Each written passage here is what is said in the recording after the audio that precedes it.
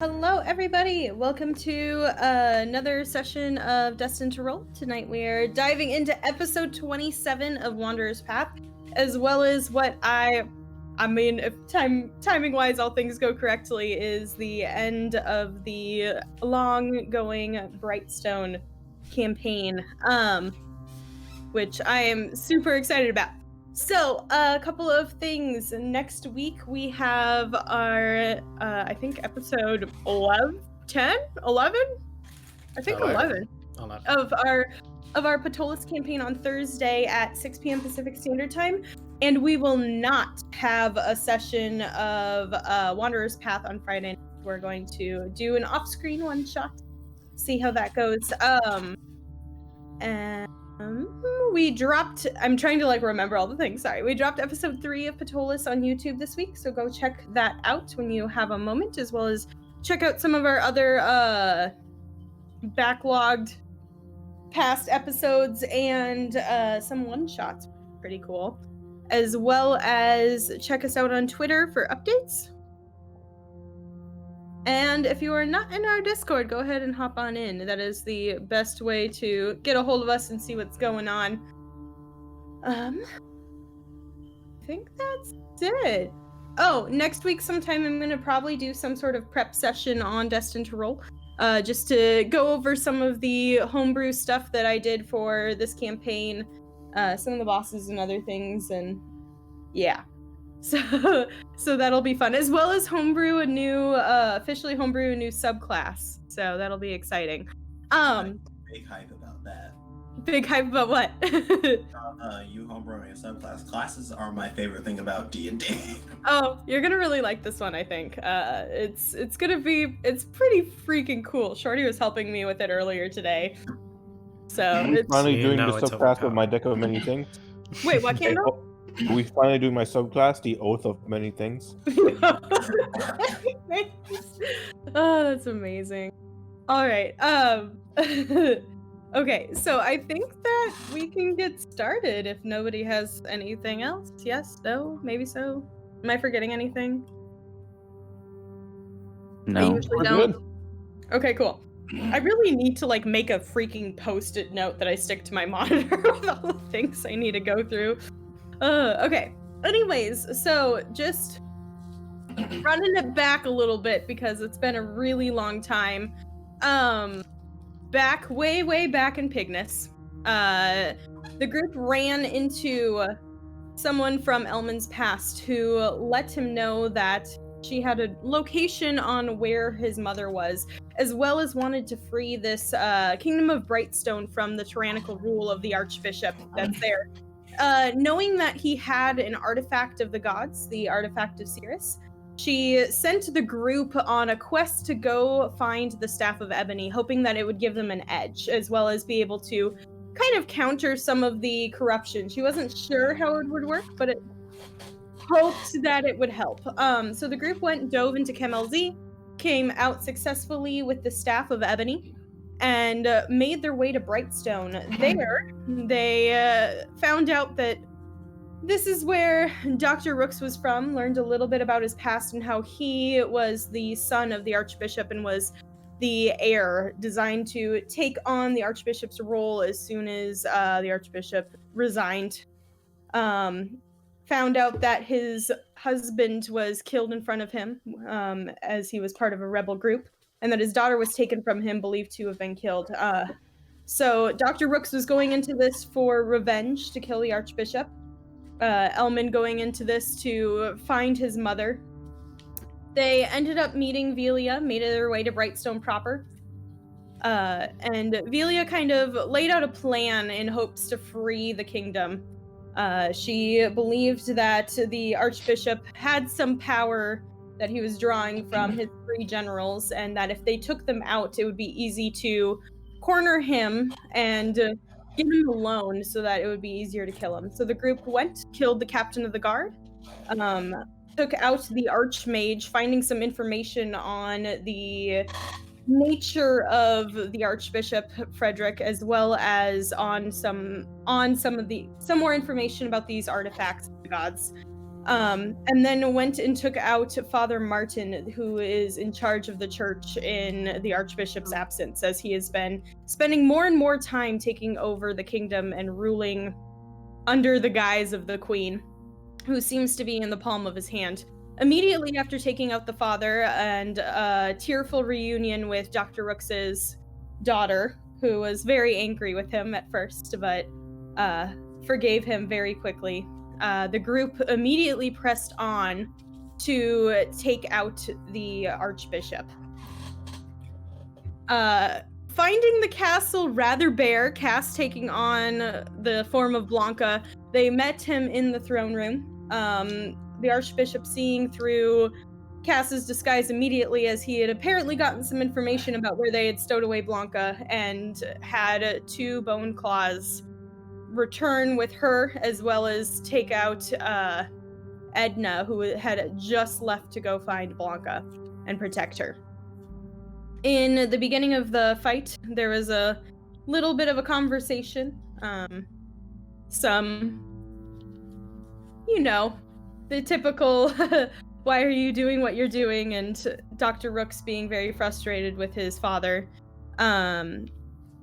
Frederick, the Archbishop, killed Blanca in the first round, and then a pretty tense but amazing battle continued. GM had it out for her this entire time. With Elmin banishing 2 Boneclaws and the group converging on the Archbishop, who had some pretty intense abilities. They managed to take him out, Snud getting the final blow, and seeing this mysterious black mist this form drift out of his body.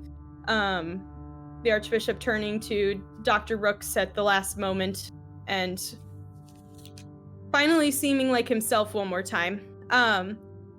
Immediately, we ended this session there, but we're gonna actually pick up in the middle of combat, as you have 4 rounds before. Is that right, Shorty? 4 rounds before. Yes. 4. I don't know whose turn we're on, but once it gets to my turn, at the end of my next 4 turns, they come back. Shorty would do the math. What a nerd. Yeah, no, he kept track of me. I thought they got banished. They did. Yeah, it lasts a minute.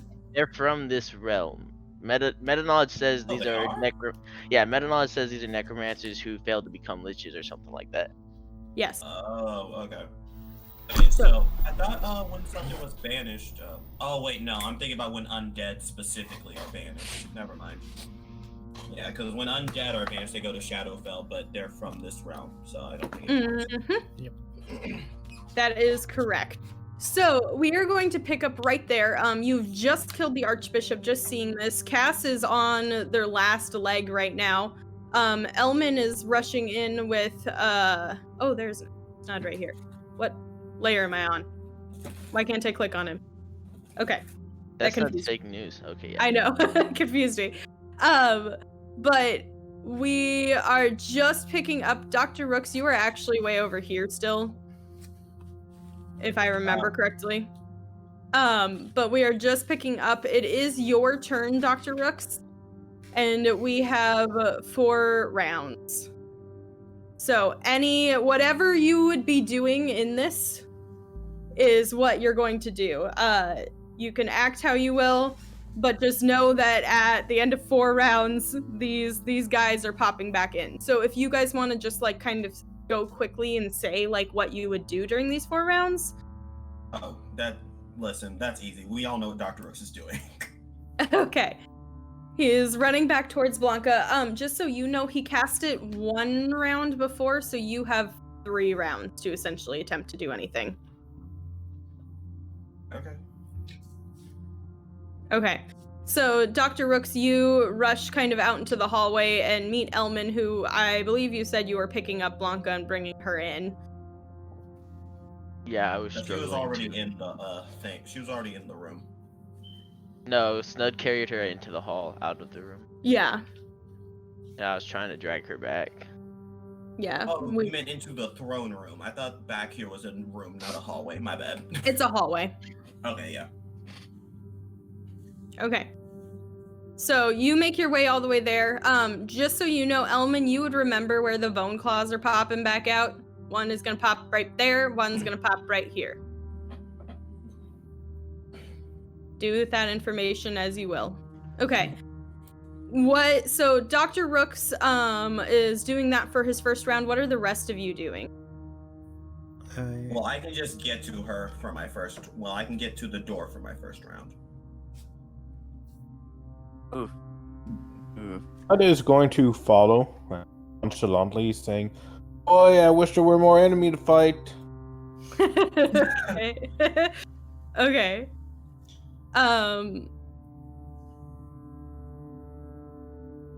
I'll inspect the body. What are you looking for on the body? Or like just checking it out, searching it? Yeah. And Okay. Go ahead and roll a... I was about to say an inspection check.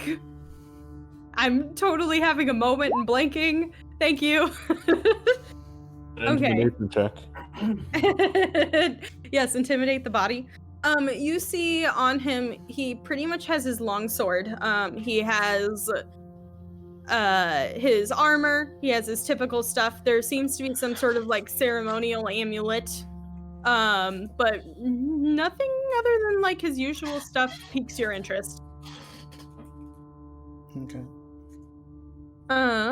Wait, are we just kind of going randomly, or I kind of thought we were gonna go in order? Do we? Well, I don't. Or do you want us all to just say 4 actions worth of things that we can Yeah, that's what I think I want to do, just to make things go a little bit quicker. Oh, okay. Then So- we all know what Dr. Rooks is doing, but I'm assuming that's going to be later. Because Yeah, I'm gonna let other people kind of go before Fair. you, cause yeah. So Cass is using their first action to inspect the body. Zai, are you moving or anything? I'm moving to. First off, I ask if anyone knows where they're gonna pop out. Yeah, come over here, Zai. All right, I follow him. Okay, so And I assume that you all communicate and Elmin will let you guys know where the 2 Boneclaws are popping up. Oh yeah, I'm gonna be like. can I ready? Yeah, I'm Can gonna I- tell them kind of where to stand and stuff. Okay, so Snud, take one more step forward. Perfect. Zai, take one more step forward as well. No, You're ready. actually, Elmin would tell Zai to stand over here somewhere. So they would be flanking the that's- first. That's okay. Alrighty. Okay. So Snud and Zai are getting in position to flank the first one. Yeah. Snud, take one step to your right. Zai, take one step to your right. Okay. Okay. So Cass, what are you doing? Anything else? I'll inspect the sword. Okay. Roll an Arcana check. 10. Now's your time, and you roll that shit. Come on, man. I feel like that's pretty appropriate. I don't know why I'm rolling an Arcana check. Okay. Looking at the sword, you don't know enough about it. You get the sense that this artifact that you read about is probably attached to the sword, especially after seeing the whole shenanigans happen where the little bubble popped out. You assume that the artifact has something to do with the sword, but you have no idea. Okay, so I'll take the sword. What is it? A great sword? It's a long sword. A long sword. Okay, I'll just add a long sword to my turn. Okay. Okay, and then I'll that'll be my actions. Okay. You still have like 2 more, I would say. Oh, I was gonna let other people, but I don't know if they're gonna change anything. I think that the 4 of us are all just holding attacks now, right? Okay. Zai and Snud? Yeah. Okay. If the DM will let it. Yes, I will let you guys all. You definitely have an action to hold attacks. I would like to do something very important. I would like to use my bonus action to activate my Cape of Billowing. Brilliant. Sounds good. Okay, Arwinia is going to make her way very fast also out into the hallway to help Dr. Rooks, but on her way she is going to Can I use the bonus action to rage? You're gonna not, run out. you're not a barbarian? Aren't you a fighter? Oh, okay. Yeah. For some reason, I thought today was Thursday. Okay, Cass, you take 21 points of healing plus an additional 5. Elmin, counterspell that, please. Actually, I cannot. Fuck. From Arwinia, she rushes by. Okay. We will accept her love. Elmin would recommend casting on this side of it so that the other one doesn't pick him as the first target it goes to. Listen, Elmin. Right here? Okay. Nope. What? Wait, that's what I pinged here. I mean, either way, It's just so that big. it picks Zy or Snud to go to. Okay. Is Velia holding an attack as well? Yeah, she is holding an attack. Is she high? Can she be out of range, like eyesight of something that would pop up here behind that throne? That was kind of what I was going for. Have her hide as a bonus action. Okay. Sounded like you were gonna ask if she high, and I was gonna say, oh yeah, I- she's fucking face. That's what I thought he was going for too. And I was like, I hope not. I hope not too. Guys, I don't do the weed, so neither do my characters. Yeah, I could tell by when you call it the weed. Yeah, we don't drink Can you weeds. resend me your character sheet? I can't find it. Yeah. Wow. I also realize I should probably change my stuff too, because I have to change it every time I'm not DMing. Okay. There we go. Alrighty, so she is hiding. So Dr. Rooks, it takes you 1 action to make your way all the way out into the hallway. And Elmin, are you staying in the hallway or are you stepping into the room? No, he's gonna stand in that corner so he can take a slingshot attack when it pops up. Okay.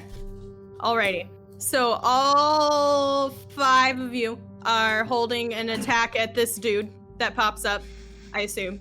Yep. And then Arwinia is out in the hallway with Blanca and Dr. Rooks. Dr. Rooks, you rush out into the hallway and you see Snud had kind of laid Blanca down on the ground as much as he could. Her arms kind of flopped to the side a little bit. Her hair splayed everywhere.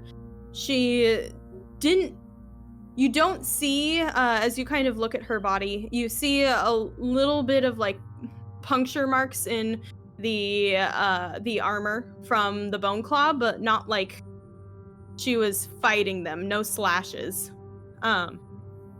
But as far as you inspect, she seems to be dead. What would you like to do? You have 3 actions.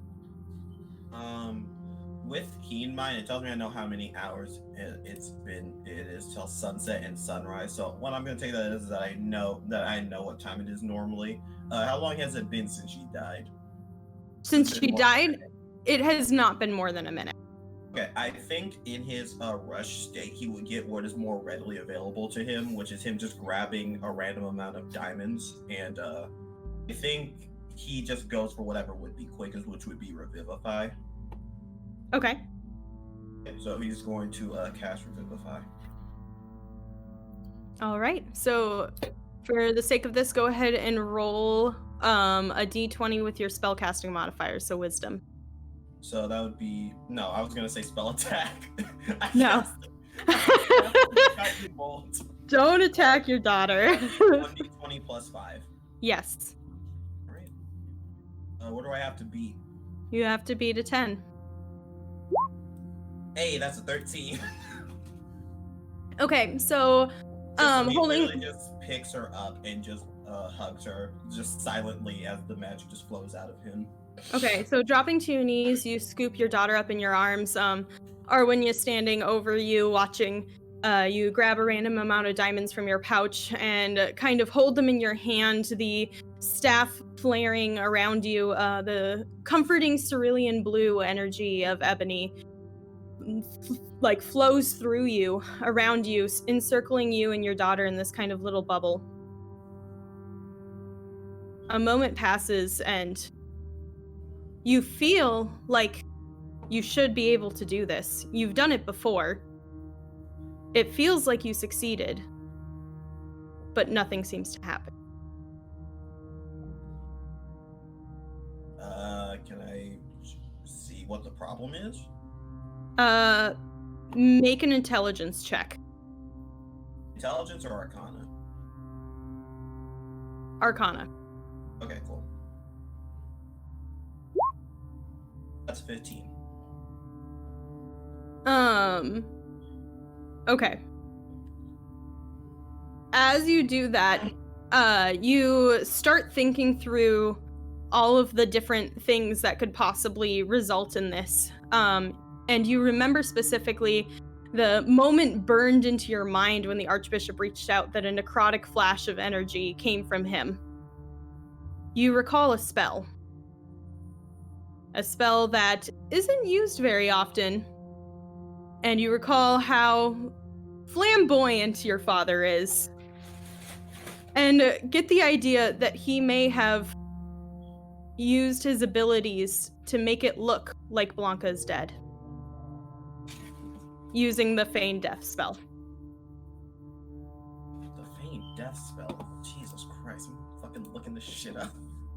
You pretty much look dead upon appearance. Mm-hmm. And under checking by spells. Also takes like a minute to cast, I think. 10 minutes? Okay. All right. So, as Dr. Rooks and Arwinia are handling this in the hallway, the rest of you are readying your attacks for when the first Boneclaw pops in. Elmin, Jesus Christ. Sorry about that. You good? Yes. Okay. So, you have 2 actions, or I would say the Arcana check and you kind of talking frantically with Arwinia would be 1 more action. So you have 1 more action left. I assume that you're gonna close the door and keep you guys out in the hallway, correct? Away from the action as these guys pop back in. Talking to Dr. Rooks? Yes, you. Oh, he's going to bonus action Pearl of Power and cast Dispel Magic on her. Okay. So, with your last action right before noise starts clamoring in the throne room, you use your Pearl of Power and cast Dispel Magic. The highest possible level he can, which with the Pearl of Power I think is... You only need 3rd. You would know this. You know the Feign Death spell. It's a cleric spell. Okay, so we will get back to that in a second. I'm gonna handle some of the shenanigans out in the throne room first, okay? Mm-hmm. Alrighty. So, Elmin, I assume you let everybody know right before they pop back in. Yas. Okay, I have 1, 2, 3, 4, 5 held attacks against this guy right here. Go ahead. Fuck him up. Fuck them up, boys. Let's go in alphabetical order. Oh, you're gonna really make me do that? Okay, Let's Kat. see it, Cass. Do I get advantage? Or, I don't know. Yeah. 15? Oof, that's rough. 15 does not hit. 24. 24 does. Okay, that's 26 points of damage. You were really about to make us fight these guys and the Archbishop. Oh, I 110% was. Okay, so stabbing with your dagger, the damage doesn't seem to do as much as you thought it would with your non-magical dagger, but you still managed to get a really good hit in as this thing appears in the same spot, very confused, gigantic, its bones clacking against each other as it kind of looks down confused and then locks eyes with you as you stab your dagger into it. All right, who's next? Elmin. Okay, thank you. He misses. Yeah, he misses. Very Snug. drastically. Yeah. 26. Okay. That hits. So 9. Oh, yeah. 9 damage. Oh, plus another 4. Nice. Yeah. Beautiful. Okay. 15 And radiant damage. And another attack. Yeah. Damn. And I'll use my last divine smite, which would be at 2nd level, so that's 3d8s. Wait. Oh, I think it's more because he's It's 6. undead. Oh. Yeah, you're probably right. That's 1 more d8 against undead or fiends. So Yeah, it's and 7 you- d8s. Well, no, it would be You want 8d8s, double 'cause that too? Okay. Yeah, 'cause Yeah, you you crit. double with that. all dice rolls. Yeah. Yeah. That's a buttload of damage.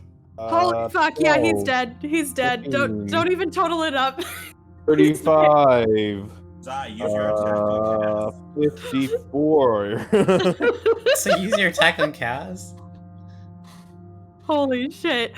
Okay. And I'm going to use Mighty D to shout out my favorite catchphrase and scare the bejesus out of this guy. Okay. Mighty D means that every time I crit, or it means that I could either give temporary hit points to an ally or frighten an enemy until his next turn. Okay. So what do I need to roll? Nothing. He's frightened. Oh, he's just frightened. Okay. Yeah. Dope. Sounds good. Alrighty. Let me just double check. Maybe I'm wrong. You actually can't move right now because it was a held action. Okay. And Uh, so, but we'll start at the top of the round after this, and you can move next. Oh, he does have to succeed a wisdom saving throw against my spell DC, so I was wrong. So a wisdom saving throw of 15. Oh, that's a 25. Okay, that's fair.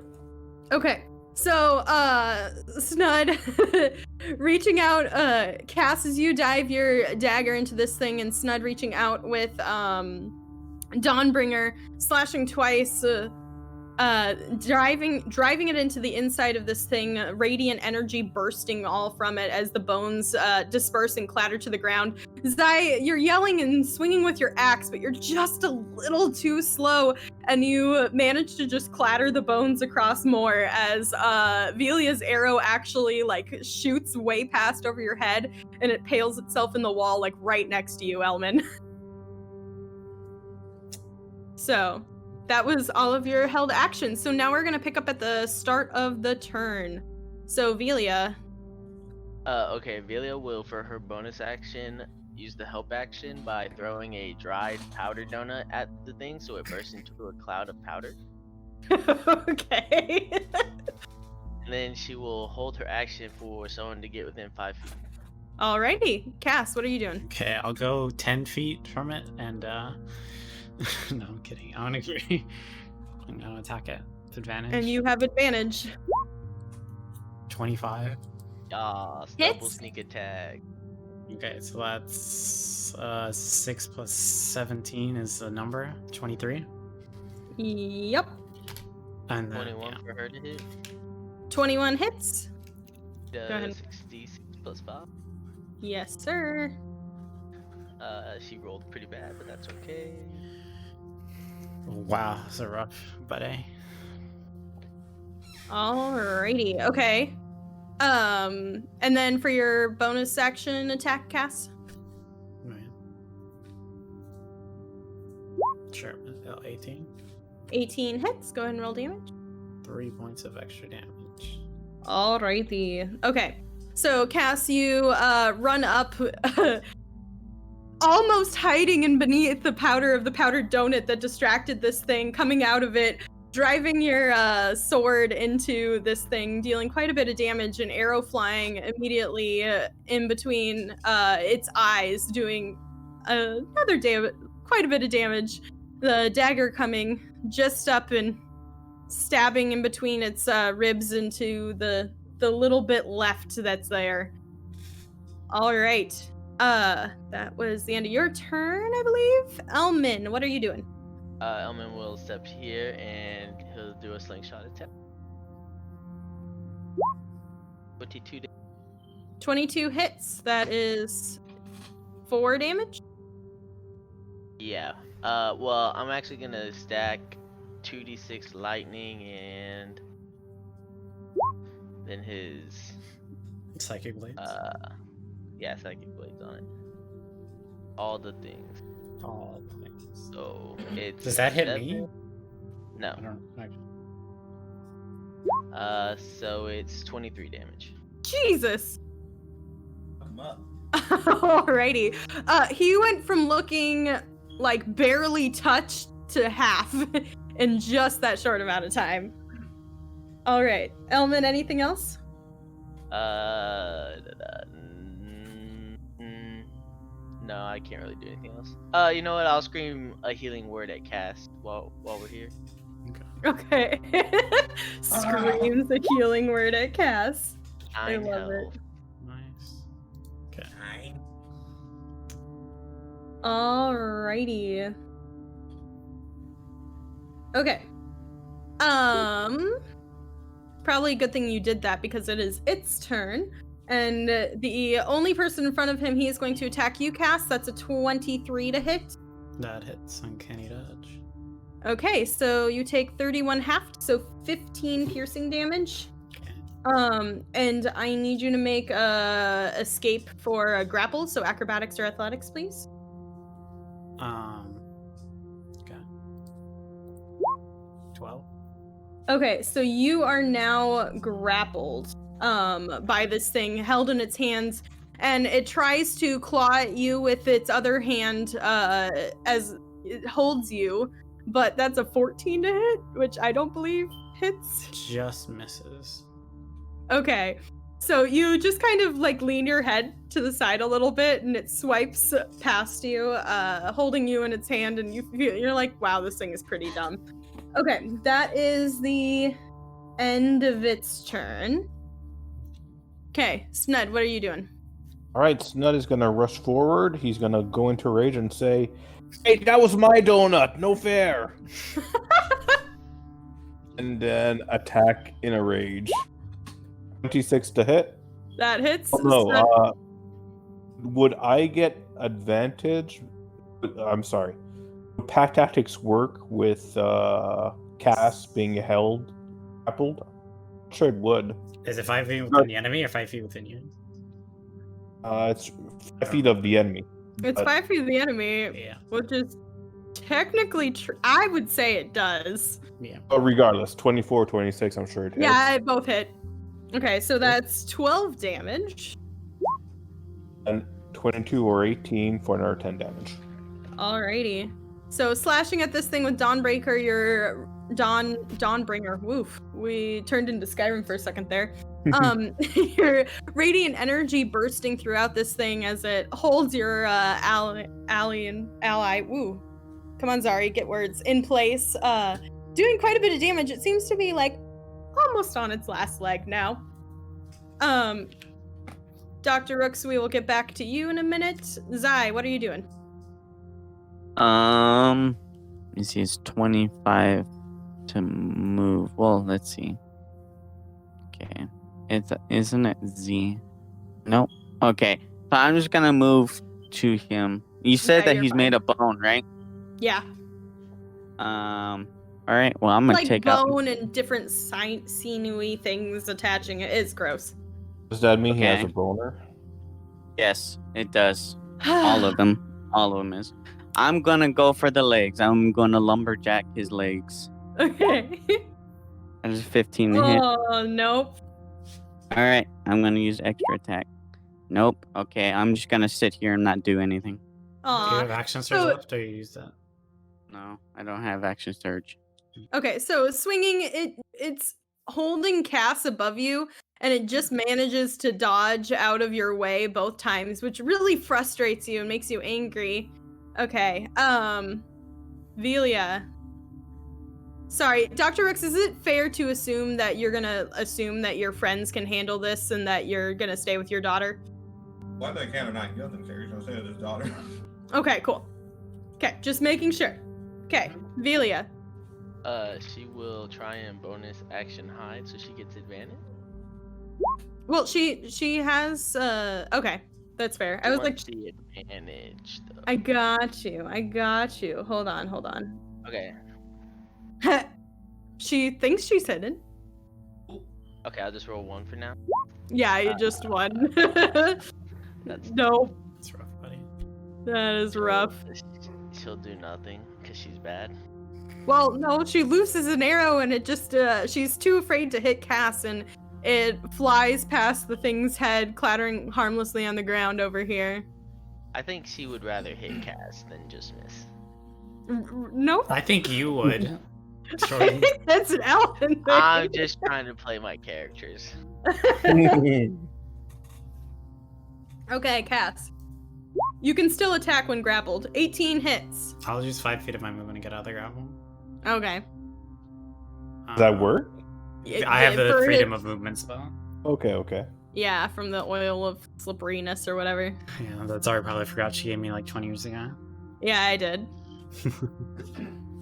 Randomly was useful. Okay, so wait, do I get advantage? I don't. No, that was from her help action. So 18, does it hit? Sorry. Yeah, 18 hits. That's. And then, oh, sorry, I had to make a Constitution saving throw, by the way. Oh, it did. Oh yeah, shoot. That's right. That's a 14. That does not save, so it takes D4. So that's not what I want. There we go. 2 points or 3 points, whatever the fuck the first one was. 3 points of damage. 3 points of necrotic damage. Okay. And yeah. And then bonus on your action. turn. Wait, that's a total of how many? Hold on. Sorry. 9 plus 24 is 33. Okay. Right. That is correct. And with that being said, how do you want to kill this last dude? I'll just kind of stab into his heart and just kind of tear it out. Okay, Yes. so slipping from its hand, you surprise it a little bit, come up under and stab it straight through its heart as the necrotic energy kind of bursts in between it. Not doing as much damage, but the piercing of your sword was just enough as the whole thing scatters right in front of you, falling and clattering to the ground. Alrighty. You guys handled that very efficiently. That was like a surprise attack and then a whole round. Nice. We Kudos. do this. I'm gonna Yeah. check on Blanca. Okay, so who is anybody else piling out into the hallway? I feel like everyone's just doing that whole peeking through the door. Yeah. Okay. Are the So- doors closed? I don't remember. Yeah. Crack it open a little. Wait, we went out this way, so it wouldn't make sense. Okay, so I you mean, guys are all out in this hallway, essentially. No, Before we're before I leave, Snud is going to spit on Boneclaws and say, "That's what you get for stealing my donut." I'll Brilliant. close these doors just in case. They were already closed. Yeah, Okay. they're closed. Oh yeah. I'm just gonna As walks to them like an idiot and does nothing. Okay, fuck you. I misheard her. I thought she said they were closed now. Okay. So hold on 1 second. I need to take a sip of water. I was like, isn't Edna still dead? Edna's They fucking very did. super fucking dead. So Dr. Rooks, you grab your Pearl of Power and immediately cast Dispel Magic, figuring this out. You feel the light of Ebony kind of frantically. It seemed like she was trying to tell you something, but you managed to keep a cool mind and figure out what you needed to do right in the moment. Immediately you hear, you get the sense of her smiling over you for a second. The light, the light of the Dispel Magic fades. Blanca begins to stir in your arms, much to your relief. Her eyes blink open and look up at your face in both confusion and horror, as the last thing she saw was being dragged into the throne room, her grandfather reaching out and essentially killing her, as far as she knew. Immediately she begins to tear up and reaches for you, wrapping her arms around your neck. Almost Go ahead and cure wounds with my last spell slot. Okay, as you wind your arms around her, one hand sinking into her hair, it reminds you almost of when she was young and needed to be comforted from a scary dream. You feel her shaky sobs, and relief almost washes over you with each breath that she takes and every slight movement she makes. Your daughter's alive. Yay. You feel the soft moonlight of Ebony encase you, calming you down almost, and for a moment, you almost feel Alvarez's hand on your shoulder, his thumb rubbing in a familiar pattern, the light of his smile filling. For the first time in years, you feel whole. You feel relief. Your daughter is safe and alive in your arms, and your husband is smiling down on you both from the other realm. You hold on to her for a moment before you can feel your husband's spirit retreating. Instinctually, you look over your shoulder and see, outlined in the soft cerulean blue light of Ebony, a familiar figure of Alvarez. He leans towards you, and you feel his kiss upon your brow before his spirit pulls back and fades, finally at peace. When that happens, he just says, "Fucking asshole at me.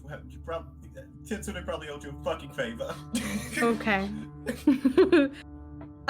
You feel a soft giggle of Ebony, and just the frantic energy fades from your body, holding your daughter, who is starting to calm down a little bit. She leans back and looks up at you and just smiles at you. He looks at Arwinia and he says, "Can your magic can revive Edna, but we need a body. Can your magic do anything about that?" Arwinia kind of smiles at you and says, "I can do one better. It doesn't matter if she doesn't have a body. It's not a problem. Because I can resurrect anybody." really? Yeah, druids have true resurrection. What does true resurrection do again? Essentially, you don't need anything, you just need to speak a name. Really? Huh, maybe I should play a druid. You have true resurrection too. I don't Yeah, have you it just right got to now, be though. 9th level spell. Yeah. Oh, wait, that is a 9th level spell. I'm an idiot. Arwinia does look sadly at you and says, "However, it will drain a lot of my energy, and I don't know how much longer I will be able to stay." Oh, it's not really your energy keeping you here, though. No, I know, but I won't be of much use after this. That's fine. We can just relax and have a good time.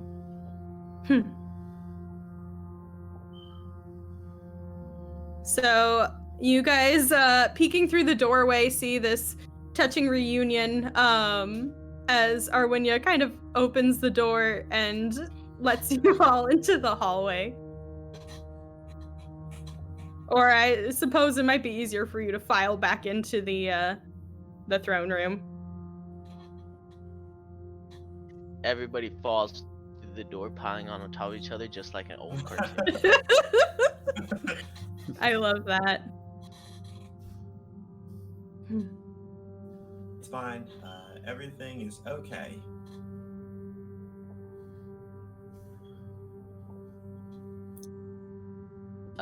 What about Alright, Edna? where do we go now?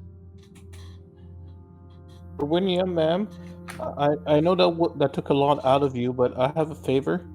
True resurrection is really powerful. Do you think that maybe if you're powerful enough, you could resurrect that donut so I could eat it? Snud, how about after this we'll go get donuts? I haven't gotten to taste one yet, and I would really love to. Dr. That'd be Rooks super goes to great. the donut on the floor, and he is it like crushed or anything, or is it literally just a donut on the floor? No, It's it like- was super stale, so on impact it exploded into Into powder dust. Oh, I thought it was still there. I was gonna pretend to resurrect it. Well, that's know it too wasn't bad in that I yet. described it the way I did, isn't it? I assumed you just meant you got powder from the powdered donut on it. Elmin, the Slayer of Donuts. It was not Elmin, actually. Thank you very much. It was Velia. Elmin would never. It was Velia. Oh my goodness. Edna's dead body. Okay. So you guys all kind of file back in. Arwinia says, "This'll take me a while. I don't know what other business you all have here, but I'm going to take a while to do this. It'll be about an hour. I'm positive I can do it. If you want me to do it now, or if you want me to wait until later."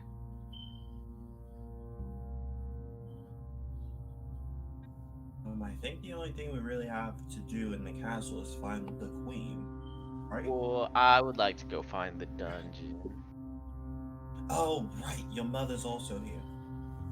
Do we know? Elmin told Rooks. Brooks knows. Well, now he told everyone. Yeah, he assumed that he told everyone because literally Rooks. The thing about it is, up to this point, Rooks assumed Elmin didn't like him, so he thought this was something he told everyone. Everyone looks shocked, and Elmin's just like, "Yeah, hopefully she's here." Velia kind of reaches over and puts a hand on your shoulder and says, "I believe that she's here. I really do."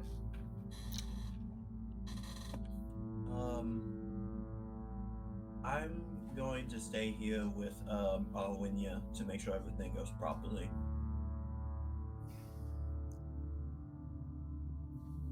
I'll go with you, Elmin. Bud is going to go over Edna and pray over her. Since he doesn't know how to pray, he's just going to say, "Boy, I wish you were still alive. We could have ate so much donuts together." What do you mean he doesn't know Then how to pray? afterwards, he'll go with Elmin. The perfect prayer, best prayer ever. Okay, so Snud is going with Elmin. Cass, Zai. I'm gonna stick with Rooks. Okay. I'm gonna hand the sword over to Rooks. Oh, right. I think Okay. this is the artifact. We can handle the sword business afterwards. Well, I'm just handing it to him, so he knows more about magic than Cass. Yeah, he takes it. Okay, and I guess I'll go with Elmin. All right, so Elmin, Velia, Snud, and Cass are attempting to find the dungeons. So who I'll wants to go first? change into Rooks's father as really. Okay, so you shift into the Archbishop. What was he wearing? He was wearing like fire suit, right? He was wearing like full-on plate armor. Okay. I'll just do something similar to the robe that Blanca wore. Blanca. Blanca. Yeah, Mhm. got it right the first time. Okay, so yeah. But like Alright. for male. Okay.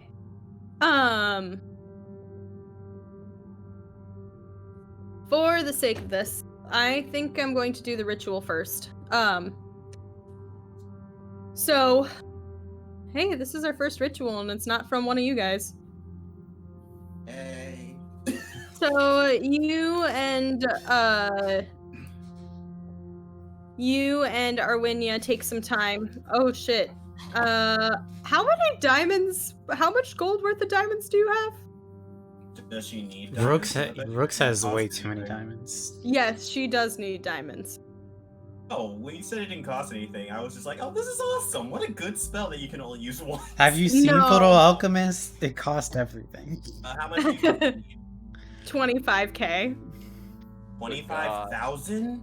Yeah. You could pretty much revive anything. It's like You literally can revive anything.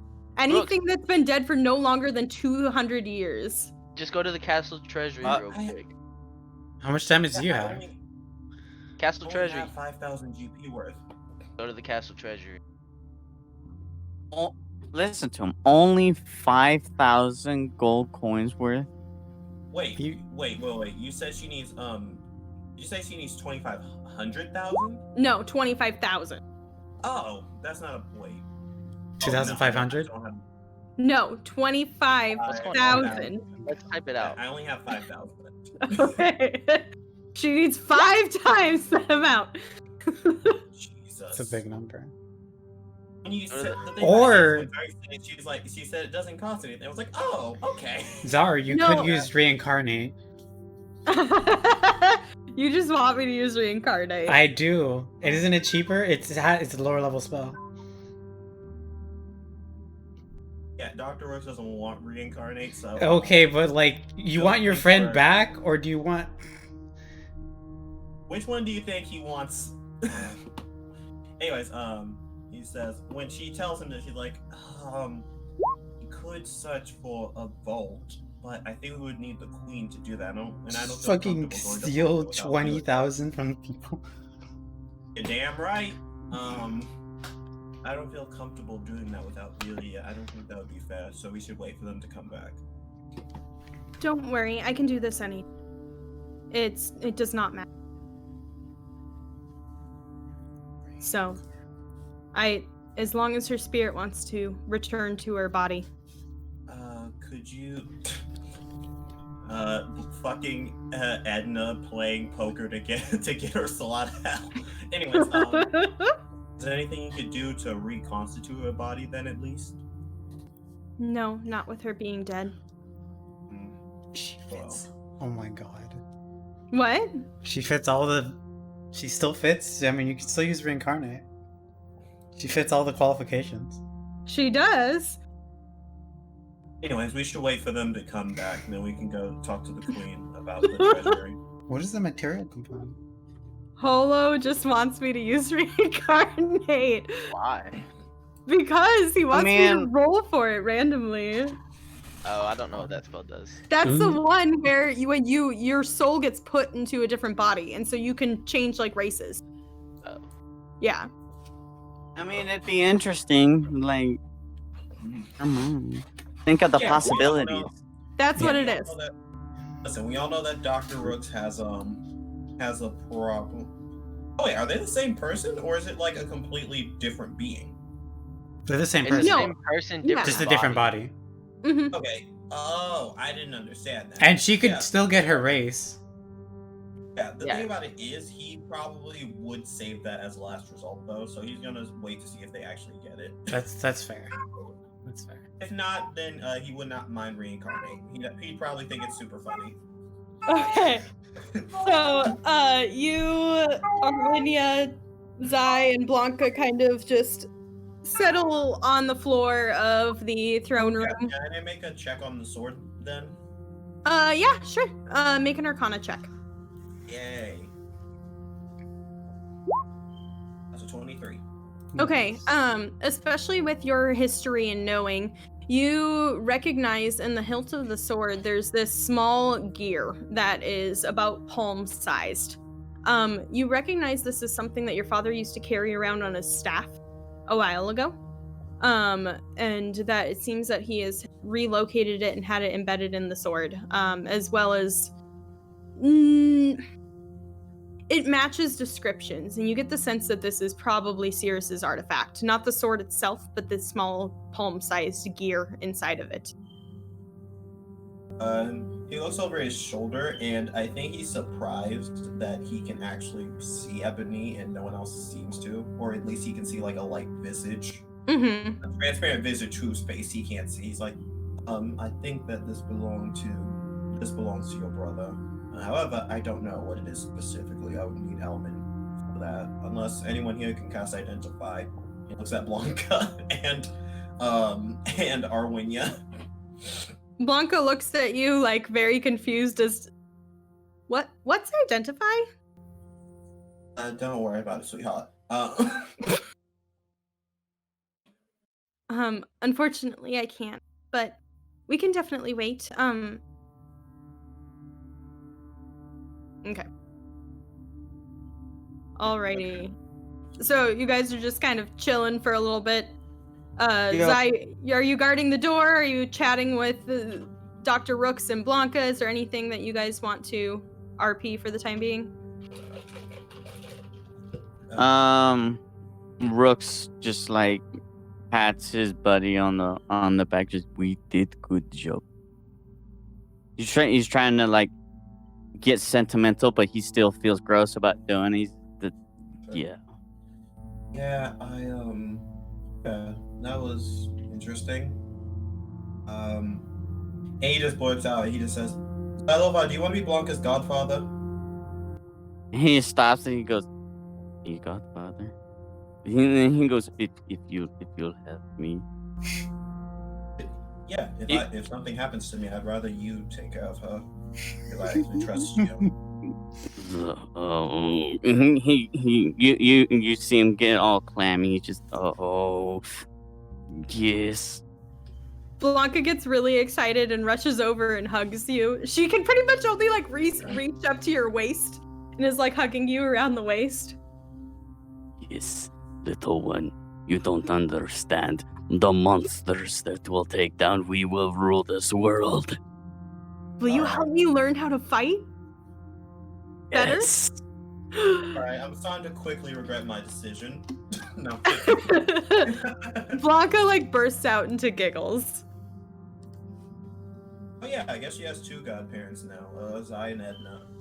Aww. They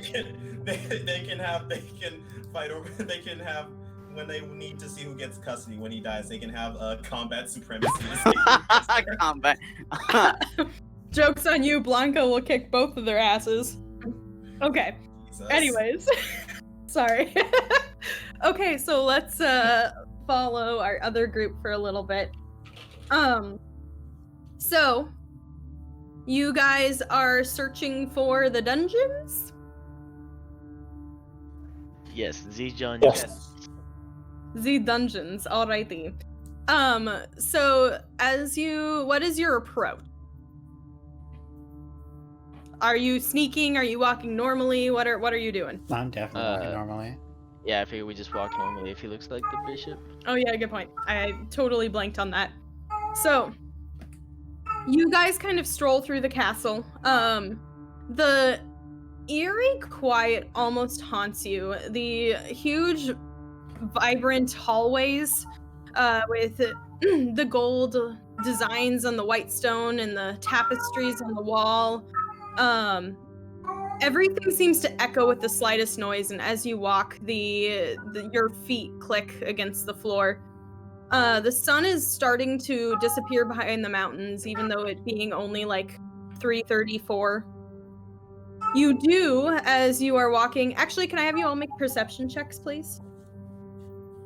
Hey, I got this.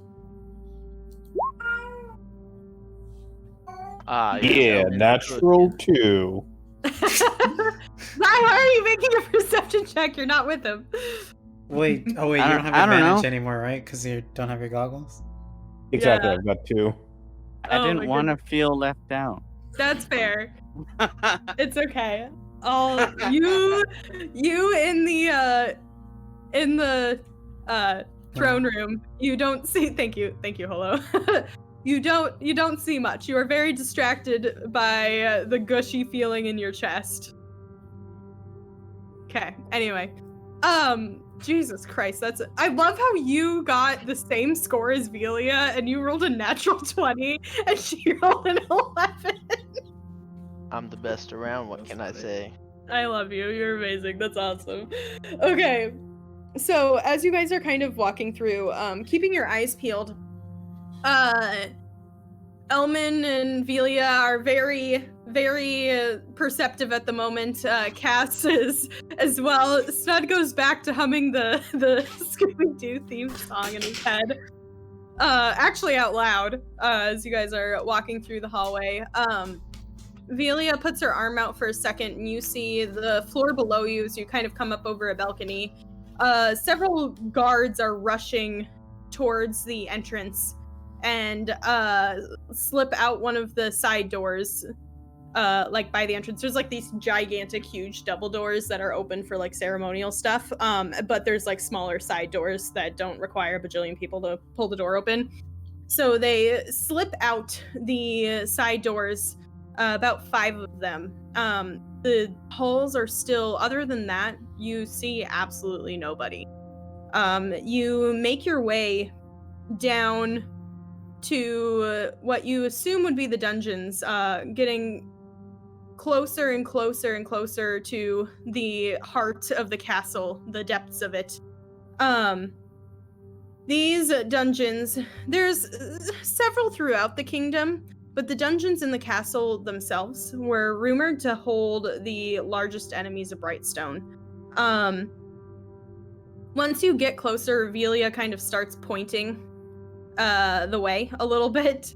It seems that she may have some knowledge about where these are already. And you come to a lone hallway that as you kind of peer around to the edge, you see at the end of the hallway this large gigantic iron door with the familiar symbol of Brightstone carved into it, and one lone guard who looks a little scrawny, a little young, kind of pacing outside of it. Just start stomping the shit out of him. You are about, the hallway is about 40 feet long. Okay. I'll just start approaching. Okay. The rest of you following? Uh-huh. Alrighty. So Yep. you walk up to the guard. He looks at you scared as you approach with the Archbishop's face. I'm sorry. Oh, so where exactly are we right now in the castle? You're like way in the depths of the castle. A lone hallway with a large iron door that Velia assumes to be the entrance to the dungeons. Okay. And Okay. these dungeons were rumored to hold only the largest enemies of Brightstone. There was other, like, the paladins of the guard kept the most people. Okay. I'm just gonna look to them. I'm going to need an escort from you down to the dungeon. But this is the dungeon, sir. This is the only entrance. Yes. To inside the dungeon. He looks very confused at you. It's only the one hallway, though, sir. Yes. And I'm going to need the keys then. I don't have the keys. You have the keys.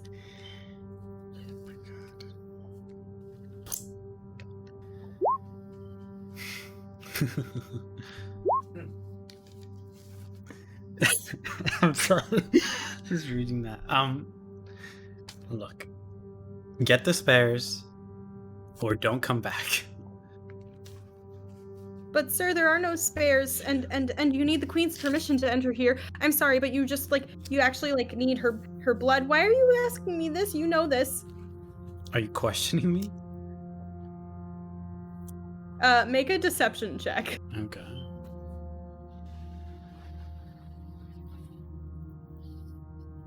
What the fuck happened? Okay. 18. All right.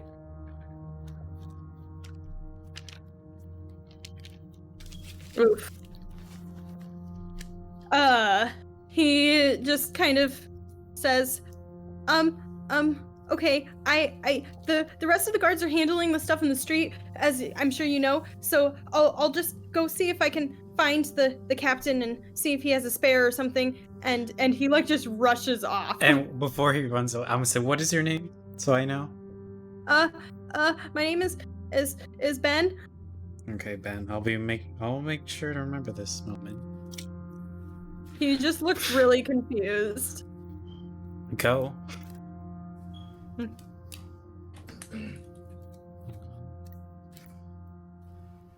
Velia rolls her eyes and pulls a key out and puts it in your hand, Cass.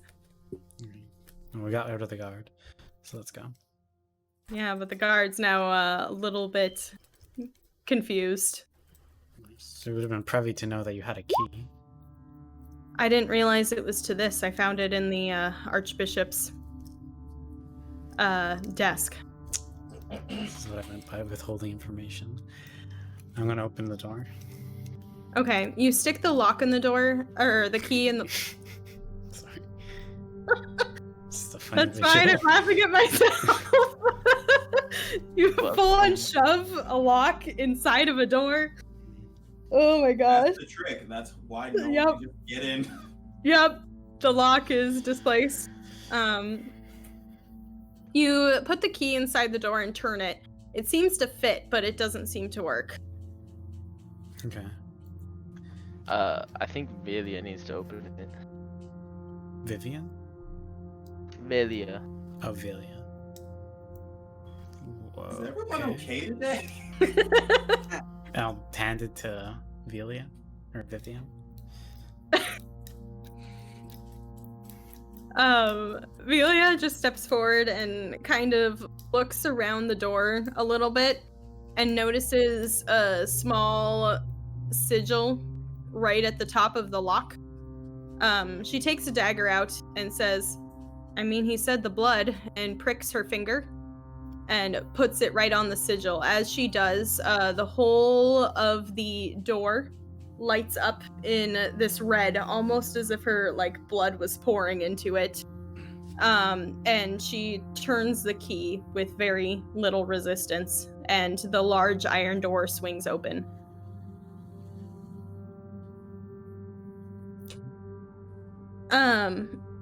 You look down the hallway, lights kind of popping up all the way down this very long hallway. It's very stark.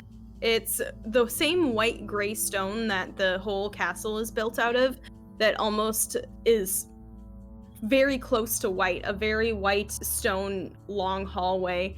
It's devoid of any decorations. There's several doorways that dot along the long hallway, and this light that pops up is this creepy, almost red orange, that shines from these glowing orbs that hover in these sconces on the wall. There seem to be several doors down both sides. So, how do you want to do this?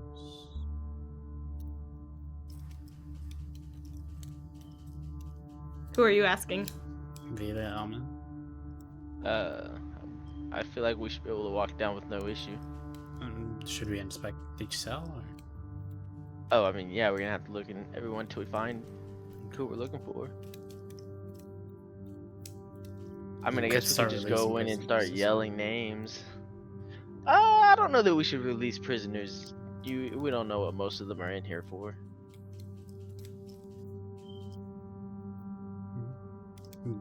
Up to you. So I guess we'll start inspecting the cells. Okay.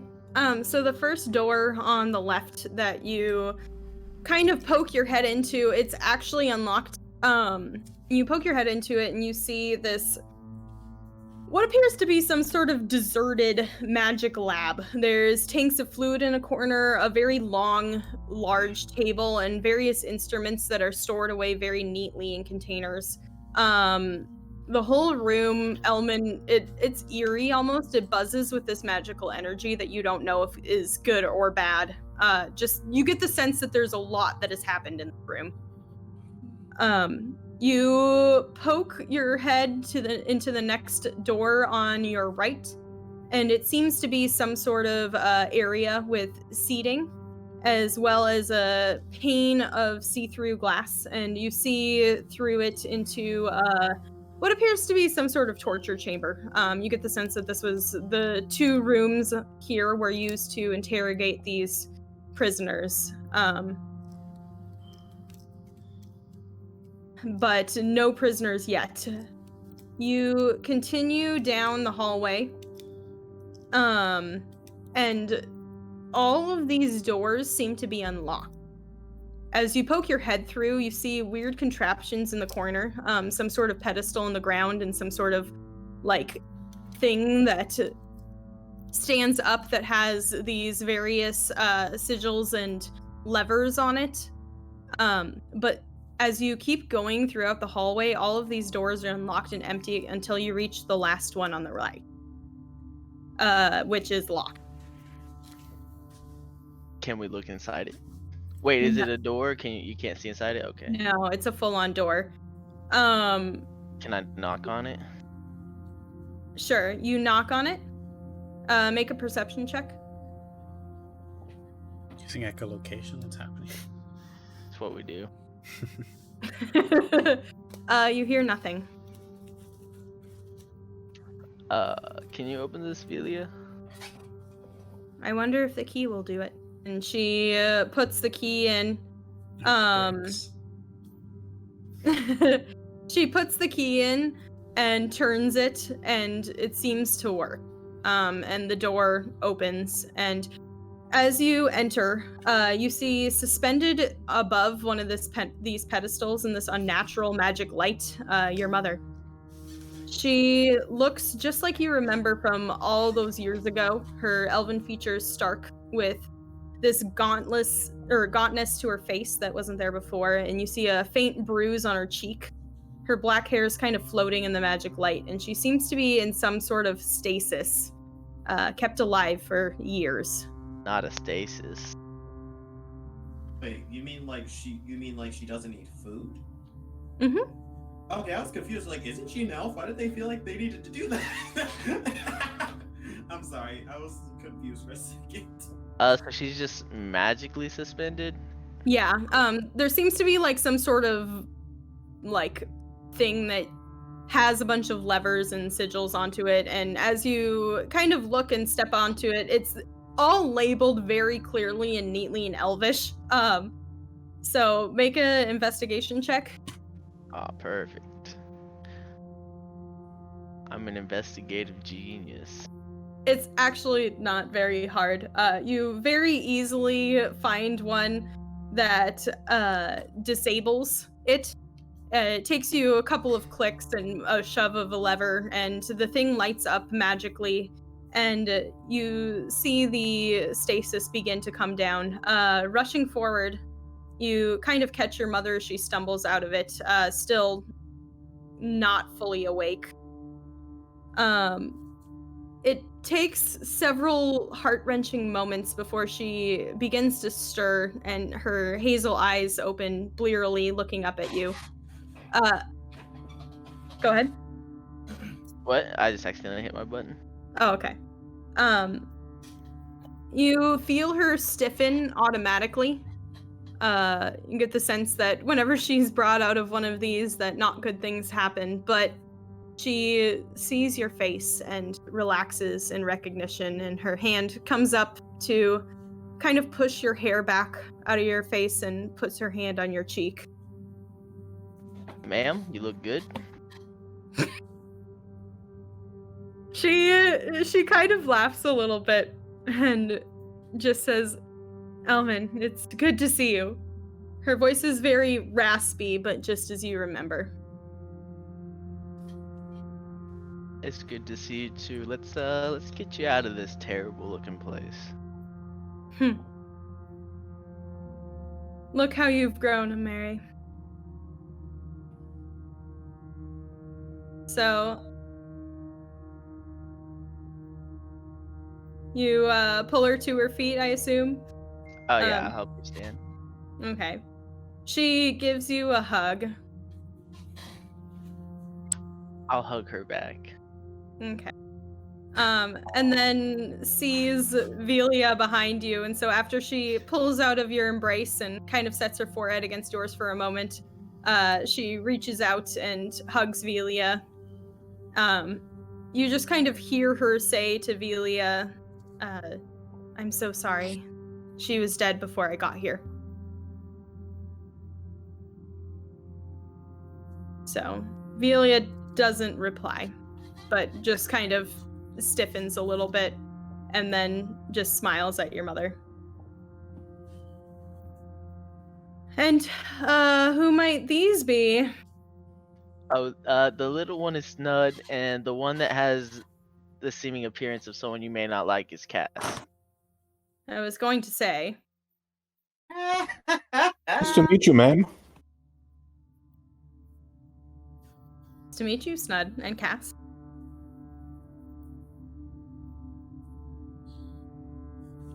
I won't say anything. Are there other prisoners here, or is it just you? I think it's just me. The Archbishop was keen to get rid of everyone he could. They kept me for information because they figured I knew where the daughter of a good friend was. And the heir to the throne. Oh, there's another magical princess? Ilya, you're not the only one. No, it's just Velia. Huh? Snud loves to save princesses. I can see. So as you guys kind of continue down the hallway, walking back, she's gonna pull you aside for a moment, Elmin. Okay. Yes. I'm sorry for leaving you for so long. They were prepared for me when I came here in light of Arana's death and wanted to know what we knew about the mask and how she had escaped notice all those years ago, and figured that there was another heir. I'm sorry.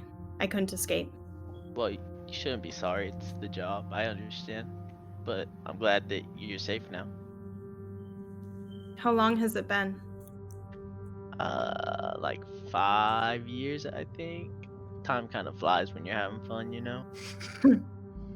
You haven't changed a bit.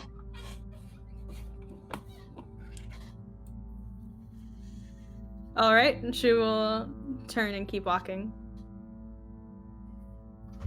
I will follow. Okay, so that poor guard you terrorized, my goodness. He was so confused. He's just doing his job. Okay, anyways, so you guys make your way back to the throne room, and I think that that's a good place to take a break. Sweet. So we'll see you guys back in like 10 minutes. Okie dokie. All right. Alrighty.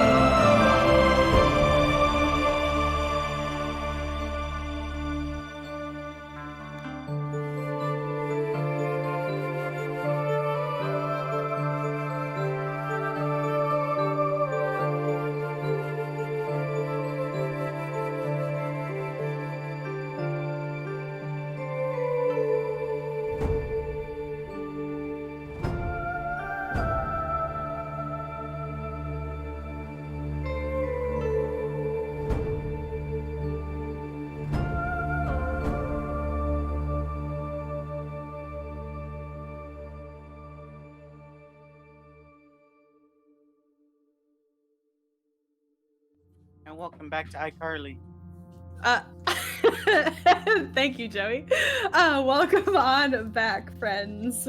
We are back. So the group just being able to dispel some magic from Blanca that made her seem like she was dead, as well as track down Elmin's mother, which he has been looking to do since the very beginning. The group reconverges back in the throne room with a extra person in tow, Mama Tea Leaf.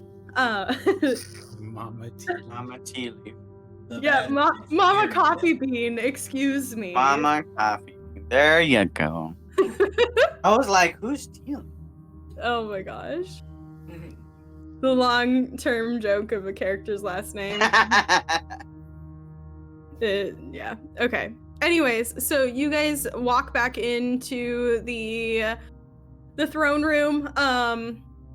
Dr. Rooks and Arwin are just quietly talking, and it looks like Zai and Blanca are like squaring up a little bit, looking like they're about to spar for funsies. But I thought we were doing that. I was about to be like, what? Like, and roll for initiative. Like, hold on. you're about to fist fight a 13-year-old girl. Well, he did kill off a 3-year-old, so Ooh, When did Yeah. I kill off a 3-year-old? Snud. 3. Oh, There's only okay. 3 That's meters? Yes. I only lived that's to, fair. Really? That's fair. Okay. Anyway, Ooh, Snow's funeral is gonna be lit.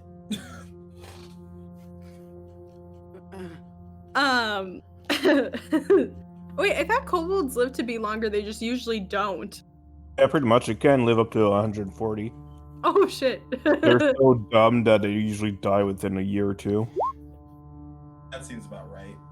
Yeah, no, you don't hit her with a 13. That's what a grown man get his ass whooped by a child. I'm sorry, I just love that this is working. I didn't even realize it was working in our stream. Thank you. I'm really happy. Oh my god. That's a legendary video too. One of the greats. Okay. Okay. That's great. Oh my lanta. I actually don't even hold on. Let's see how this goes. Uh-oh. What? You watch your videos? You don't ever watch mine? This is. No, I'm not watching it. It wasn't a video. I was pulling up Blanca's character sheet. Uh-oh. Okay, let's Uh-oh. do this. Just because this is funny. I'm gonna you only get to like exchange a couple blows, but as the group is walking back in watching. So, sorry, Rooks. Unfortunately, you have to watch your daughter get spine busted. I don't know. She might spine bust you. Okay. So After- you swing at her and she nimbly ducks out of the way and then comes back with an uppercut straight to your like jaw and jumps up in the air and gets you. Dr. Rooks promptly splits the two of them up and just sits Blanca over there. Oh. As Dr. Rooks is doing so, you land a punch on her arm as she's trying to run back towards you. And, oh my god. Oh, that's so funny. Okay. And that's the moment when the group walks back in with Dr. Rooks holding his kicking daughter who is trying to go back and spar with Zai. Oh my god. I hate this. I hate it here. No. I mean, we have a yeet emote for a reason, guys. Dr. Rook looks up and he said, "Is that her?" This is Mama Tea Leaf. Dr. Rooks promptly takes out his potion of greater healing and hands it to her. Oh, don't worry, I'm fine. Oh, keep it. It's Take it as a gift. I apologize for all the pain my father has caused you. So you're the one that got away. Oh yes. You can call me Rooks. I think you know my real name. I'm not a big fan of my parentage. Understandable. When he sees she doesn't take it, he just takes the potion of healing. Yeah, she was not taking it. She was just staring at you. Rooks just had it on a string to bring it back to him. She tried to take it. I'll be quicker than that guy. You need to find out where the queen is. Yeah, that was going to be my next course of action. Not something that I'm looking forward to, but definitely my next course of action. I mean, yeah, she's probably in a charmed state, and I don't have any dispel magic currently. Oh, don't worry, I can. Arwenia speaks up. Hey.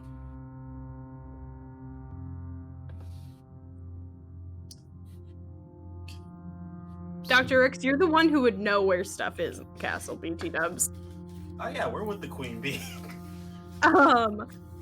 You roll a history check? Doctors, you know where stuff is. Now make this check, please.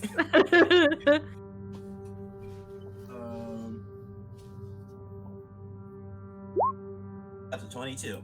You really fucking know where she is. You assume that she would probably be in her quarters right now. With that, do I know where the where that place with all the diamonds would be? No. That was not information you were privy to. That's fair. I can take us to a quarters. Okay. Is she like an evil queen, or is she like a good queen? What's going on with her? Growing up, she was relatively fat. I didn't get to see her a lot. We'll find out for herself. Let me see. I think she sent me a gift for my 18th. No, she sent me a gift for my 16th birthday, but that's all I remember. What was the gift? I think it was some magical item I broke about a day later. Broke magical item, impressive. No, I was using the ladder in the library to go get a high book, and I accidentally fell and landed on it. Nice. You know, it's really funny because a few years later, that's exactly how I met Alvarez.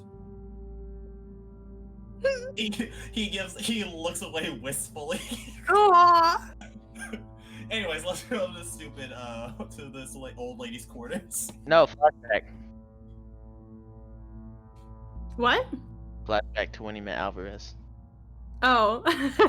Story time. Listen, Story time. If you all want to know the story of how I met my husband, we can all talk about it later. I'm sure Blanca has questions as well. I do want to know.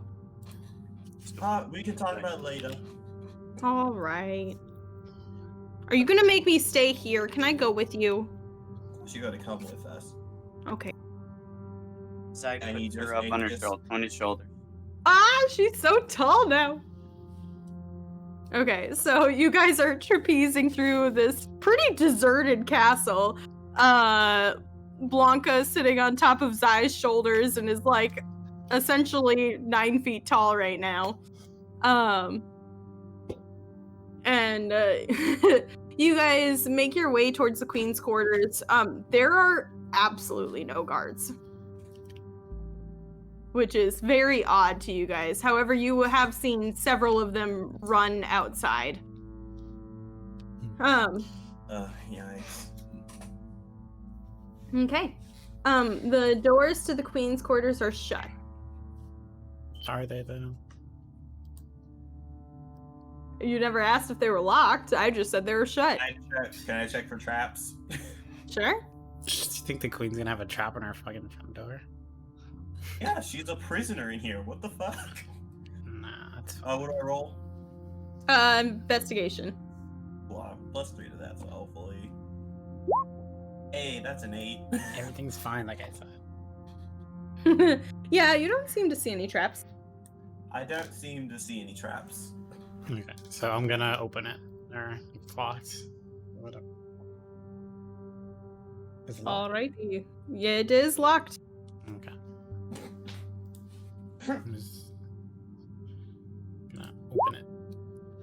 Ophelia is helping me, Nice. of course. It's 20. Ophelia, hell. She says no, Dad, not like that, like this, and then she got him. Okay. And the door clicks open. You guys see before you kind of like a elaborate sitting room. The gold theme on the floor carries into the room a very lush red carpet. There's a large cozy fireplace with a fire crackling in it. Plush chairs all around. What looks to be some sort of like bar and nice, very thick wooden table. This seems to be like the entrance area for the Queen's Quarters, greeting area. You look around and don't seem to see her in this room, but you do see 2 doors at the end of the room, one on the right, one on the left. Can I knock on the one on the left? Sure. Oh, You knock- on the right. Make a perception check. Do the hokey pokey. And turn Both of us yourself are around. Elmin. You don't seem to hear anything. What are you inspecting for, Cass? Is there anyone in there? Or what the room is? Oh, are you? Okay. You open the door and you see a pretty elaborate bedroom. A very large bed in a like in a gigantic circle with chiffon-y curtains flowing over it. You kind of curtain? like chiffon, like the see-through, really pretty fabric. Oh, okay. Yeah, you lost me, but we're Sorry. I just wanted to know so I could visualize it. Yeah, you're good. Like think like a canopy in like the really pretty rooms, and it's like this kind of see-through curtains that are there just for pretty and show. Doesn't seem to be anybody in there that you can see. Actually, make a perception check. She's above me on the roof.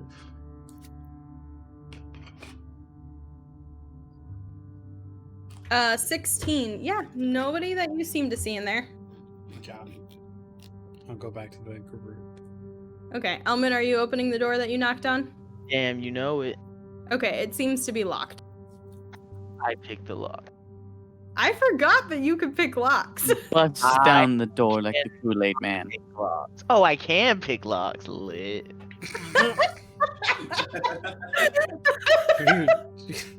I don't think you've ever picked a lock.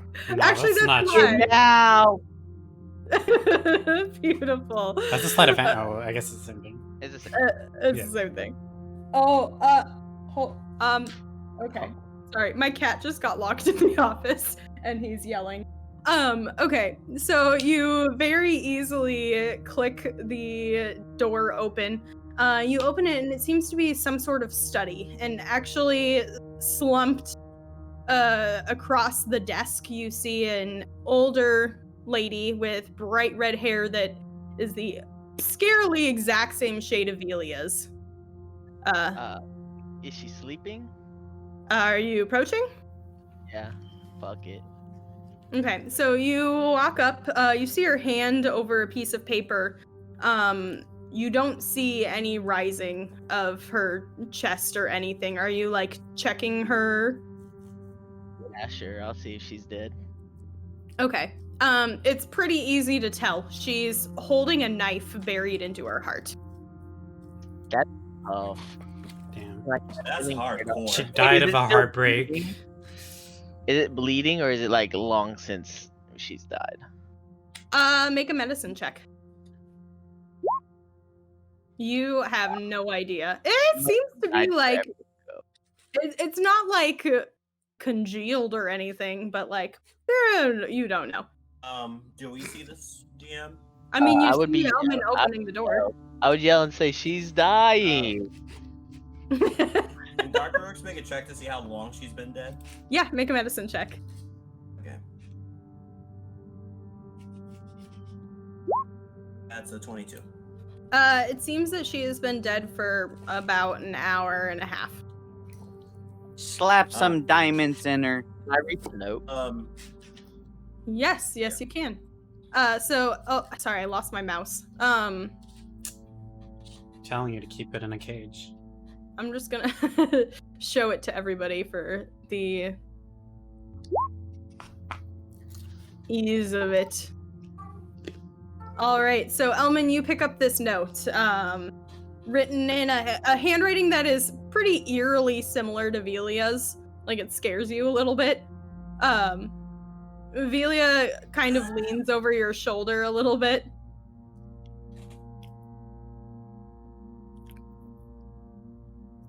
So I'll let you decide what you would like to do with that. But yes, Dr. Rooks, you see that she's been dead probably about an hour and a half. That also fits. Yes. I'll just fold it and hand it to Velia. I feel like she's the only one who should read it, I guess. I mean, obviously I read it first, but now I fold it and hand it to Velia. Okay. Alrighty.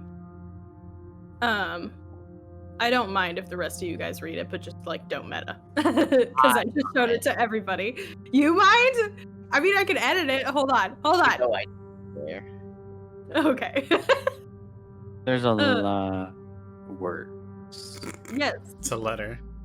it's a letter. No, Hollow, there's a lot of letters on here. Some of these letters make up words. I'm Yes. proud of you, Joey. Good job. So actually, Velia, as she reads it, she says, Dr. Rooks, there might be some information that you want to see here. Oh, does she let him read it? Yeah. And actually, I don't mind if you read it out loud, if you would like. It's... Sorry, I'm terrible at publicly reading. In fact, I don't mind if the rest of you hear. It's... Here, I'll attempt. If I mess up, please don't make fun of me. I'm actually very, very bad at reading. Yeah, because my Velia school- would read it out loud. It's fine. Oh, okay, cool. No, read it now out I want I'm Rosario to actually read really it. bad at public reading. Don't This is be how mean, this is hello. how you get over it, Zari. You let him read it. That's not true. That yep. No, it's fine. I'll do it. Yes. I'm sorry. It just stems from a fear because my teachers were always very poorly treated students about it, so I don't like. Aw. Anyways, all right. I am writing this one of the few moments where I have clarity, as I can feel his evil power fading as the generals leave this plane. I hope that someone with a kind and true heart finds this, and I can take care of my kingdom for me as I have failed. Oh, wait. And can take care of my kingdom for me as I have failed. The Archbishop Frederick's soul was possessed many, many years ago. I'm not sure by what force, but I know those suspicious... Those... Yeah, that was right. Those suspicions of Sirius being tainted was correct. I feel like such a fool for just figuring this out. And to my people and the kingdom I love and cherish, I apologize. His persuasive ways, calming demeanor, and love and supposed connection of Sirius blinded me to the signs. I should have listened to my dear friend Metis when she... But by the time she approached me, I had already been charmed by him. And have been under that charm for many, many years. I never expected people to forgive us, but let me apologize for myself and the Archbishop for our failure in leadership. The persecution, thank you, of our people and of the lives that were taken. Listen, please correct me. I will always despise myself for my failure. Damn it. Let me also apologize for lying to you, my people. Many, many years ago, when our kingdom was less welcoming, I told you that my only heir, Oriana, Oriana. thank you, had died. This was a lie. She had fallen in love with a human, something forbidden in the Clara Lapis line. I ran away. I received word roughly 24 years later that she had born a beautiful baby girl with hair like the setting sun. And roughly 7 years ago, she returned to confront me about the state of the kingdom. I was under the spell of whatever demon controlled Frederick. I ordered him to kill my own daughter in front of me. Luckily, whatever sense of self I possessed allowed me to protect my dearest granddaughter, whose name I do not even know. I know now that the bigotry and traditions of this kingdom, which have already slowly being reformed, should not have stood in my way.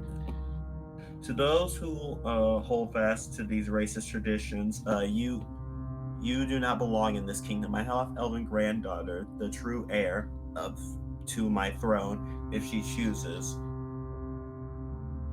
Okay, I'm pretty sure I read that rightly. Read that correctly. I plead with whoever finds my body. I plead with whoever finds my body and this letter. Please find my granddaughter. If she is raised by Orana, then she will be an amazing leader, a champion of the people, and have desires to do good. Please tell my people that I am very sorry and to hold fast to each other in this during this time of change. Finally, please let the brave souls, whoever began to root the evil again. You have found the light in the darkness. I thank you for doing that. I should have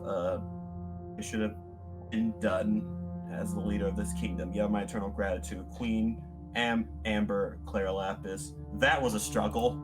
That's all good. You did a good job. You fucking said Clara Lapis. I didn't know how to Yeah. Oh, no, Zarya has just said it so much. I've said it for him a couple times. After reading this, Dr. Rooks thinks about it for a second, and he says, now I have to speak with Dead on my father to see if he's worth being brought back. Now we have to see whether the queen wants to be brought back. And he looks at Velia. I was gonna call her fucking Vivian. I hate all of you. You just hate me. He looks at Velia. He says, "Do you think that she wants to come back?" No. I think that she despises herself. I know that if I was in this situation, I would as well. You're her daughter, so I'll respect your decision. We need to do something with and he looks at he's like, do you guys know where a vault would be? To Velia? Anyone here? Like, he's asking the four fucking spies in this room. I mean, Velia will start poking around. She's in the queen's gonna have a vault in her room. That's fair. Can I look for anything that might lead to any info about a vault or give Velia advantage? Yeah, sure, you can give Velia advantage. Yay. Yikes. Alrighty. She kind of pokes around, knowing a little bit about, especially after being in here and in the kingdom for a while and knowing the architecture and knowing like what she would do. She pokes around for a little bit and she doesn't find a vault, but she does find some jewels that are stored in some storage containers along, or like some like display areas along the way. There seem to be the crown jewels are stored in here, but not like a vault of diamond stuff. Basically, we just don't have enough for a full resurrection, is what you're saying. Not in this fucking room. That's fair. I think is what Zari's saying. Mm-hmm. Well, how much gold do you need for a true resurrection? At least 25,000. That's a lot. I almost have 10,000. Maybe if we pool all our money together, we could maybe afford it. It's fine, Snud. We can. And there's no other alternative? Can you- I just don't want to change her without her consent. So we're going to see if we can find anything. If not, we Wait. can cast the other version. Hold on, can't you resurrect her tomorrow after you sleep, Dr. Rooks? You mind your fucking business. Anyways, no, I'm kidding. I'm just saying.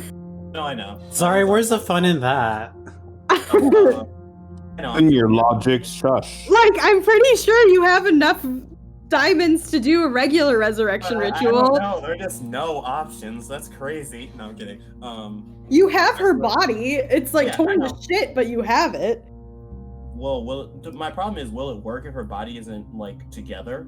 Yeah. Oh, okay. I didn't know that. That was the only No. reason I thought of the other options. No, like, her body's not torn to shit. It's just like patterned. It's not like in pieces. It's just It's like not in gross ribbons. looking. Yeah, it's just gross looking. It was just dramatic.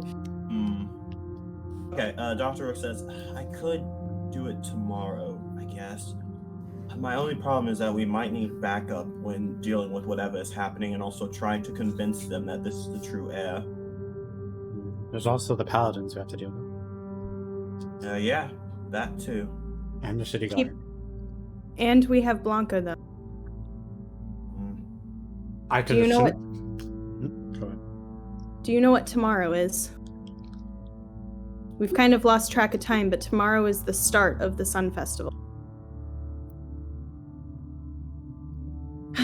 And If we have Blanca, and Blanca, if I'm correct, these people listen to you, yes? Blanca kind of looks up at her and says, I mean, the paladins respected me, and they listened to me and let me order them around like I was, training to be the Archbishop, but I don't know if they necessarily listened to me. this is pretty extreme. I don't know if you can just... We assassinated the head.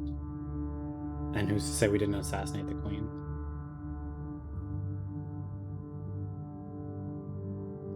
Well, do we have any other options? I think, at least in my opinion, we should transfer over power by assuming their forms.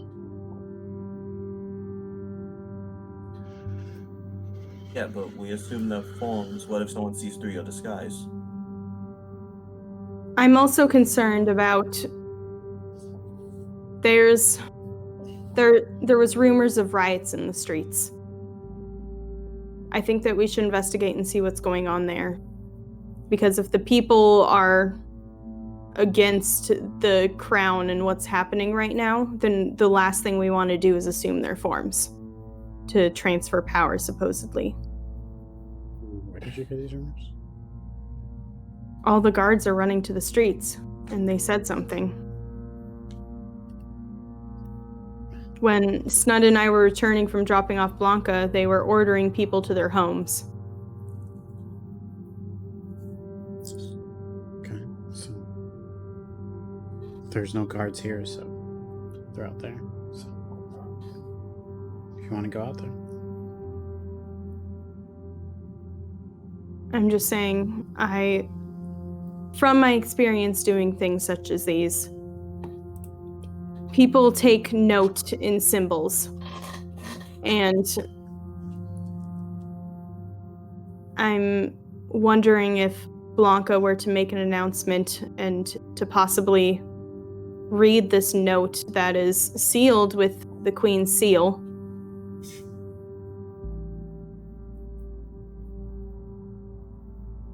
I know she's young, but Wait a minute. Dr. Russo, so he's like, people just think I'm being kept and I'm ill, correct? correct. So no one has any negative feelings towards me either, correct? Other than you're ill.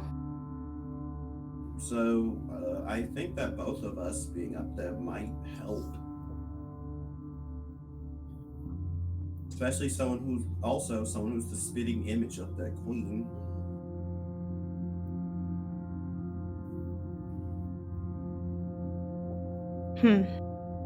You're I right. think you being there could help, especially if people trust Blanca.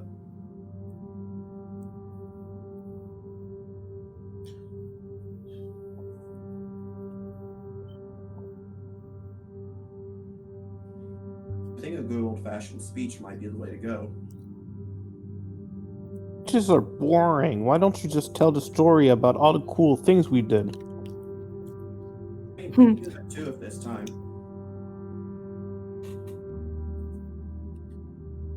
Sned, I think that would be a great idea at some point. But I don't know if that's something we should do today. I'm curious for dramatic effect. Blanca, with this sun celebration, what happens? Or Rooks, I suppose. Rooks explains in heavy detail what happens during the sun celebration. Pretty much the first morning, there's a ceremony at the gates of the castle, or at the, sorry, not the gates, the like entrance of the castle.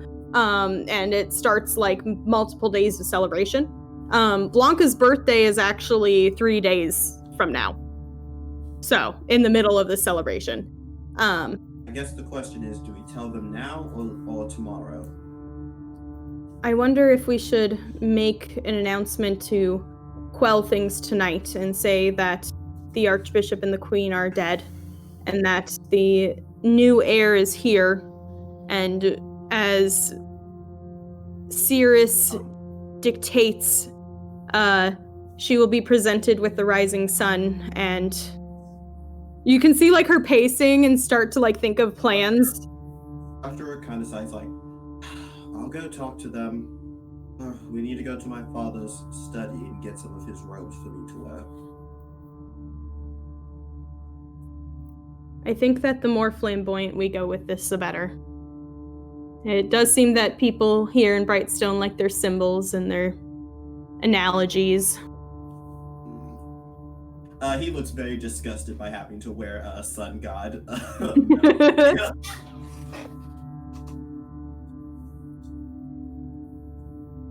Alright, I can go talk to them tonight. I think Blanca should go with me, and the rest of you should stay in the castle and do something with take Edna's body to a safe location along with my father's.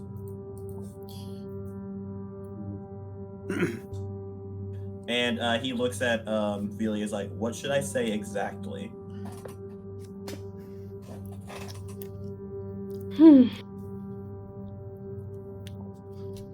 You see her think for a moment. I think that you should declare that.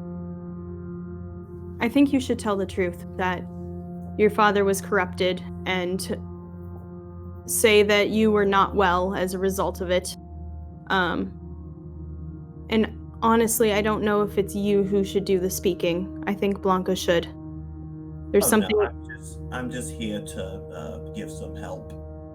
You know, show them a friendly face they haven't seen in a while. Mm-hmm. But I think they should declare that they have located the lost Queen of Brightstone, and that then with the rising dawn there will be a new Brightstone. And the people can decide how they want to move forward, and that the lost queen will help them in any way they wish. I don't want to seize power.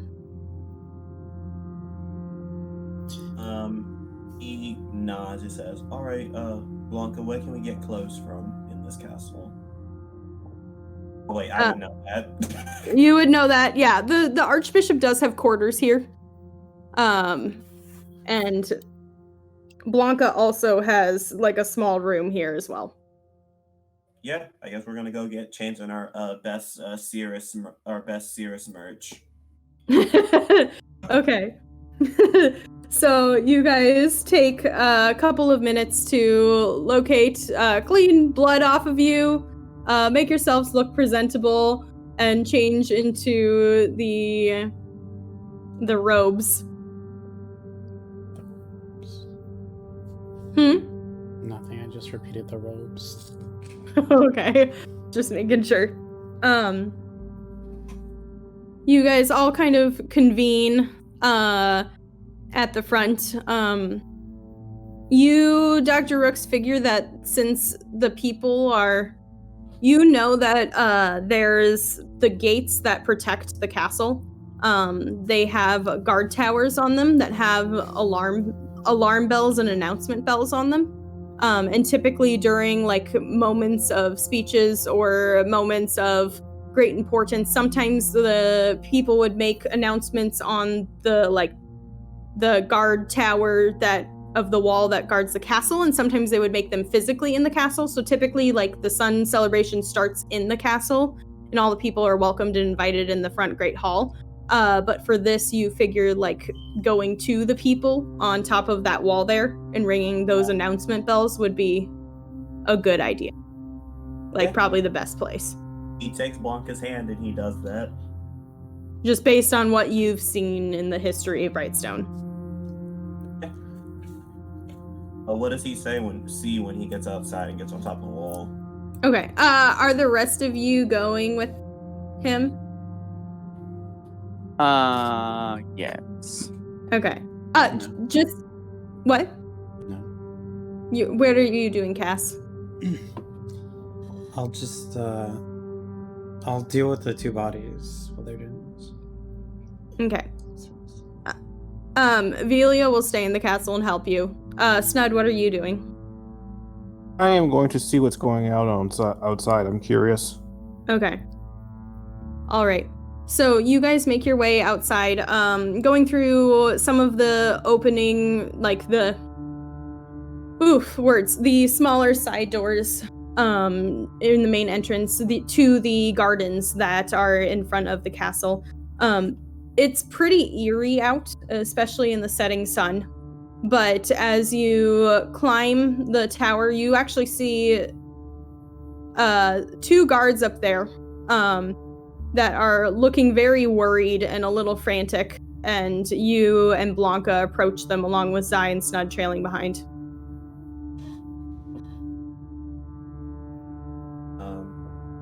He waves to the guards.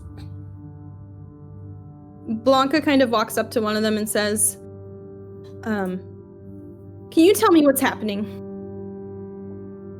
The guard recognizes her and says, it's not safe. The people, they're getting scared. They're getting worried.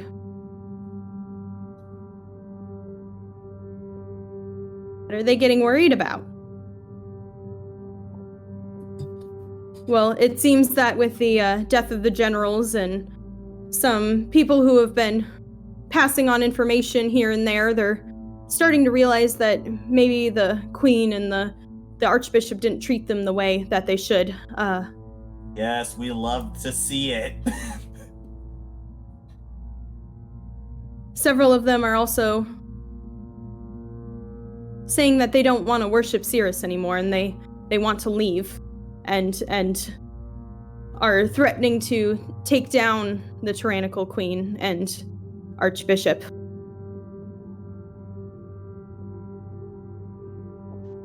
What do we do, young miss?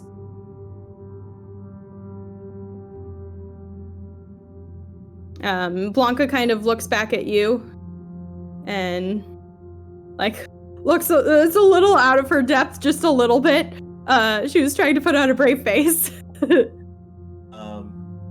Dr. Rooks just says, you're the only one who can do this, okay? I'll be right by your side. I'll hold your hand. And he says, just let me know when you're ready. She kind of perks up a little bit and says, well, they are right. The archbishop wasn't right. He wasn't okay. And I have proof that he was corrupted by something and had the queen under his control, and they were mistreating the people. And I've believed that for years, and I know that you've seen results of it too. And so I want to speak to the people and calm them down and tell them that there's hope. Because these heroes here, along with my father, who's not crazy anymore, saved our kingdom. The guard looks skeptical for a second. Hold on. Oof, nice. The guard looks skeptical.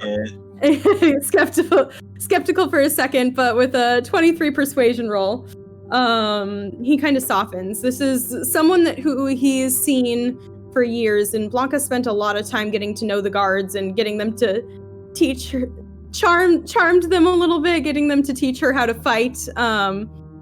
And so it's not hard for her to convince them. But her speech. Yeah, so she kind of puffs herself up a little bit, and asks for the announcement bells to be rang. So, as the bells start tolling, the gate below you is closed, but as the bells start tolling, you guys standing kind of on the top wall a little bit, you see people and guards and paladins begin to pour into the streets right below the top of the wall. The streets fill. You see people holding like torches, and it looks like they were like one step away from a riot. The paladins are a little concerned. Most of them have their swords unsheathed, their shields out, and are trying to control the people into standing in, normal fashion.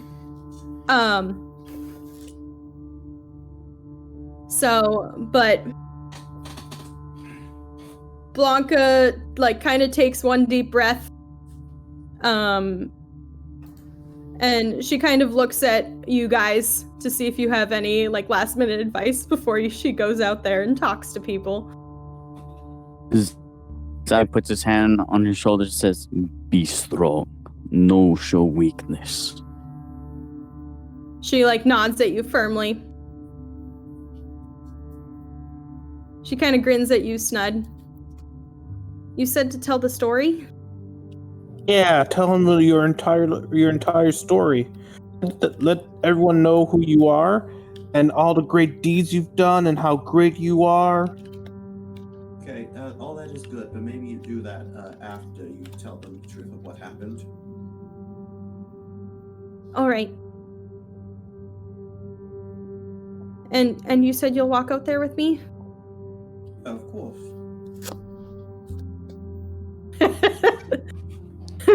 All right. So Blanca takes a deep breath and walks out there, and then motions to the guards for the bells to stop tolling. It takes a couple minutes, but a silence falls over the people as they look up at their young Archbishop in training. But Dr. Rooks, it's a very proud moment for you. You see this young girl, who you didn't really get to see grow up much, in these ceremonial robes, something that was your place originally. The setting sun behind her, almost the light dancing off of her white hair as she puffs up her chest and draws herself in and stares down at the people below her. And her voice rings out, and she says, "To everyone here, to those she stutters a little bit and then takes a deep breath again, restarts. To the people of Brightstone, you are right. For years, you have been oppressed and not taken care of by my grandfather as well as the queen. And I've seen it, and I know that you all have seen it, and I know that many of the paladins have seen it.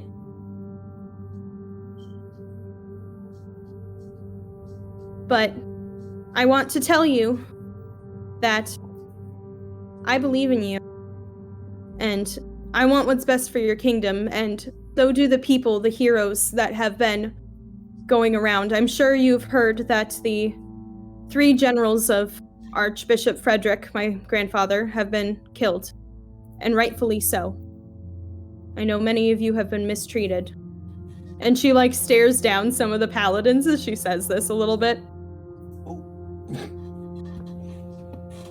No, saying, I know that the captain of the guard mistreated you guys.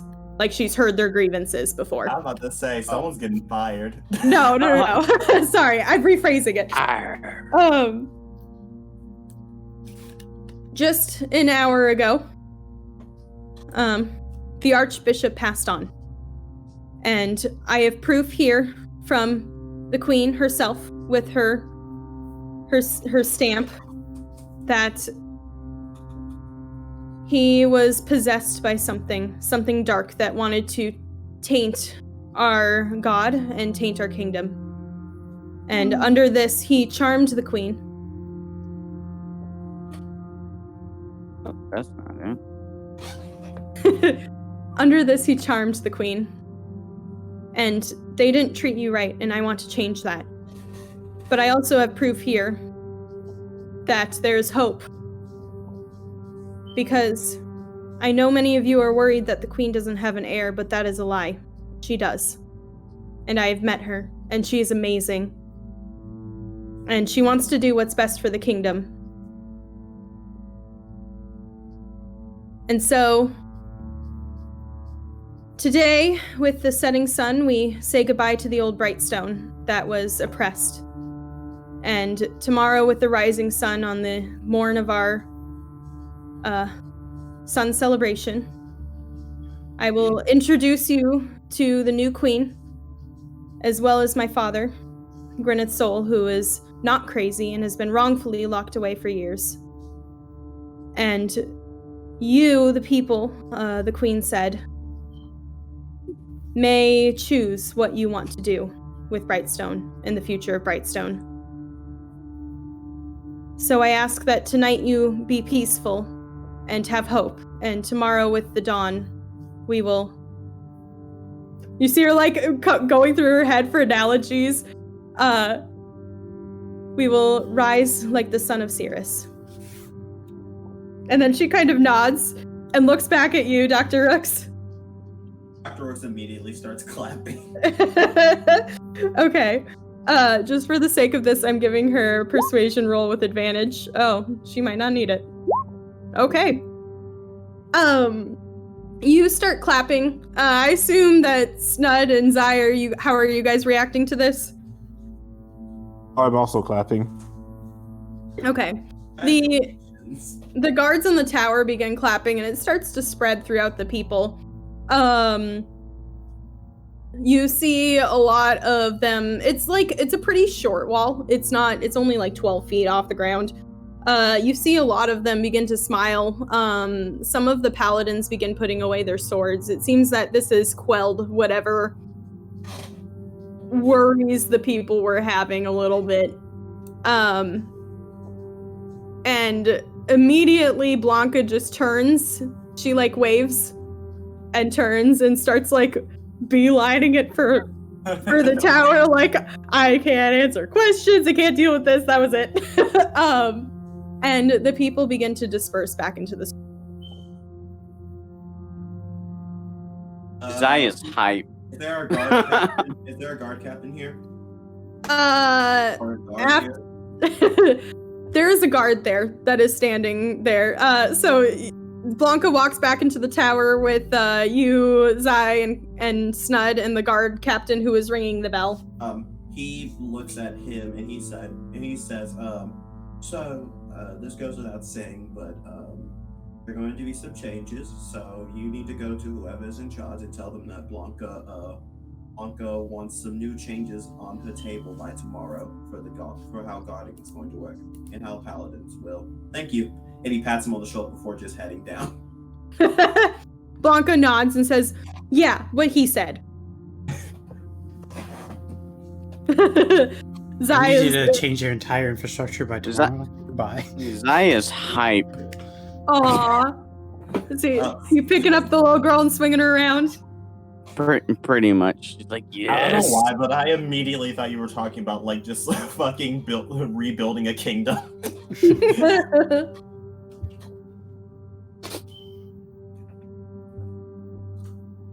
Okay. You guys are heading back into the castle? Yes. Okay. You make your way back into the castle. Cass, were you just putting the bodies in a safe place? Yeah. Okay. You think that the queen's study is probably... So, are you guys going to stay in the castle this evening, or are you going to head back to Velia's house? Dr. Rooks is staying in Dr. Rooks is staying in the castle so he can keep an eye on the bodies. Yeah, that's what I was going to say. It's probably risky to move the bodies out in the open. Okay. Or leave them unattended. So for the sake of this, I'll say that you find an adjacent room to like the queen's study that seems safe and protected enough. Find kind of like the guest area and Dr. Rooks where you used to stay when you were in the castle. There's several rooms that are adjacent and it's easy enough to, pull everything together and find a safe place to store the bodies. That is gonna go downtown. Okay. Where do we store them? Sorry, just saying. Just in one of the guest rooms. It's pretty easy to lock from the outside with And- your food stools. I'm just telling you, how are we arranging the bodies? Like, are they just like on a bed or? Yeah, however you would like. Okay. So very easily, it's pretty easy.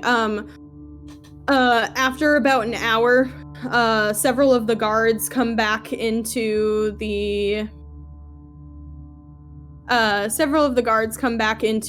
castle and kind of stand in front of Blanca and track you guys down and stand in front of Blanca and you, Dr. Rooks, and just say, what would you like us to do, Miss Blanca? And Blanca kind of looks at you guys.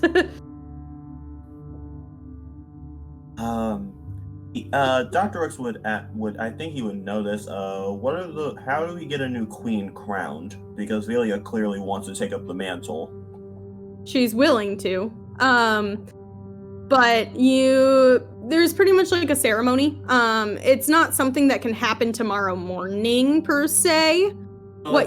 What you assume, just based on your knowledge, is you probably tomorrow is going to be presenting the queen apparent, working with the people, working with the council, of the kind of richer people in the kingdom. The council that advised the queen was that.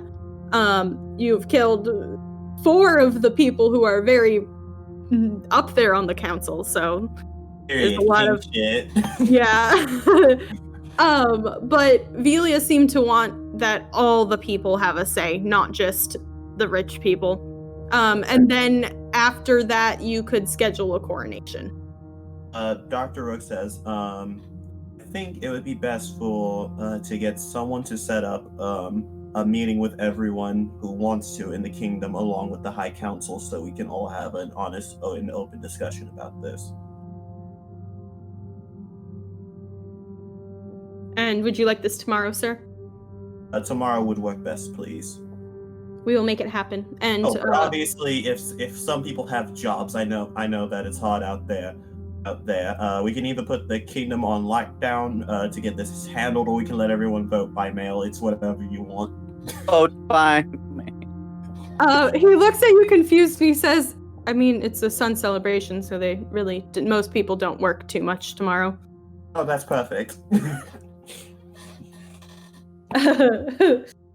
So, and then they ask, do you want guards? I don't know how this works. Oh, yes, guards would be nice as a just in case. Just keep guards around the castle, keeping watch as you guys would normally do. All right. They walk off and seem to pass on the information. You were speaking with he looked like a higher ranking guard. They're a little bit in chaos, but they're trying to pull themselves together. Okay, so Snud is heading downtown. What are the rest of you doing for the night? So Rooks is staying with Blanca and anyone else and answering any questions anyone has about his life. Okay. Zai, are you staying with them? Yep. What? Yes. Okay. Cass, what are you doing for the evening? What is Elmin doing? We'll wait for him to come back and say. Oh, So. Elmin's gone. Yeah. Elmin died. No. Velia, as you guys are kind of convening to make plans, Velia would say, I suppose I should go return my hair to its original color. It's kind of a very signifying proof of my lineage.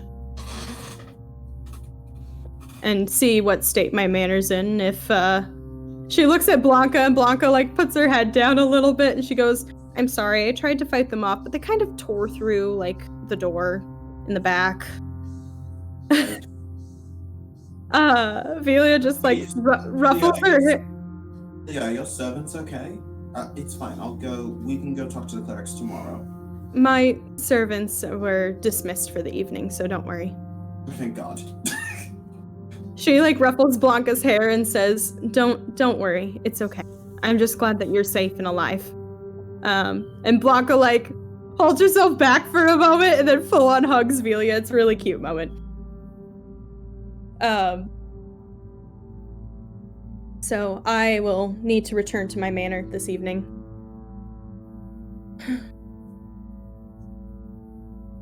So. Alrighty, so Snud, you are heading downtown. Yeah. Okay. Cass, are you gonna go with him or are you gonna stay? Stay in the little castle. Okay. Alright, Snud, where are you going? I'm going to a tavern. I'm going to where there's a lot of people gather. Whether a tavern or a town hall or square or something. Town hall. Will you make a investigation check? Yeah. Got a -1 for investigation. Woohoo! I got a 4. All right, you walk into the city and start poking around. It doesn't seem like there's a lot of people gathered in the immediate area that you're in. You're kind of in the richer area. The closer to the castle you get, the richer they are. And they seem to be a little more, they locked themselves away a bit. Are you meandering around the town towards a different area? Yeah, these are not my people. I'll go to a different area. Okay. Where? I'll go towards the poor, maybe middle class or poor class. Do you want to head back to the Red Lion where you had success a while ago? Yeah. Okay. So you head back to the tavern. Hold on, sorry, I'm just making sure. You head back towards the Red Lion. Oh no, I'm just kidding. You were at the Cedar Hearth Lodge when you roasted the pig and there was a bunch of people and you made a whole bunch of friends. Okay. So you head back towards that area because it's familiar, and manage to find the Cedar Hearth Lodge where you had previously inspired quite a few people, and got everybody talking and telling stories. There actually seems to be quite a celebration happening in there right now. It's kind of the poorer part of town, and it seems that there's quite a few people celebrating. You hear some rowdy drinking and everything happening in there. Hi, everybody. Hi, Dr. Nick. So you walk in, yelling, "Hi, everybody!" People turn and look at you. You actually recognize two of the people that were in the group that you originally talked with that day, Valine and Marcus. And so they walk up to you and like clap their hands on your shoulders, and invite you to drink with them. Yeah, I'll drink. Free round on everyone. Everyone. Oh, there's like 50 people packed into the tavern. This is fine. I could afford it.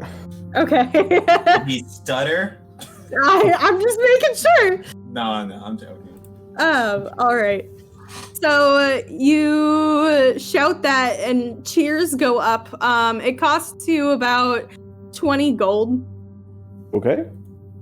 I'll then jump on a table and start telling stories about Vili and Blanca. Like all the adventures I've been with them. Okay, so telling about how they took down all the evil generals and the bravery of Velia. Are you like declaring Velia as the queen, or are you just saying Velia? I'll just call her the princess. Okay, the princess, got it. Yeah.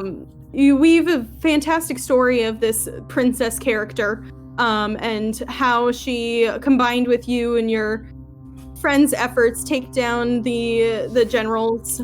You also talk of Blanca. They're kind of like, the people seem to all love Blanca, especially here. They find her endearing. Weaving stories about how she loves the princess a lot, and that you guys managed to kill the evil that was plaguing this kingdom. Go ahead and roll a performance check with advantage for the situation and your familiar friends. Okay. Advantage and performance. Wah, wah, wah. 7. Wow, the dice did not. Nope. Okay. Everyone was too drunk and they forgot. Everybody is pretty well into their cups. They don't seem to be listening to you. It just seems that your voice is not carrying into them. Valine and Marcus seem to be paying attention and like nodding along with you, but nobody here really seems to be paying attention. Okay, in that case, I'll change tactics. A free round for everyone who tells a story about Blanca. Okay.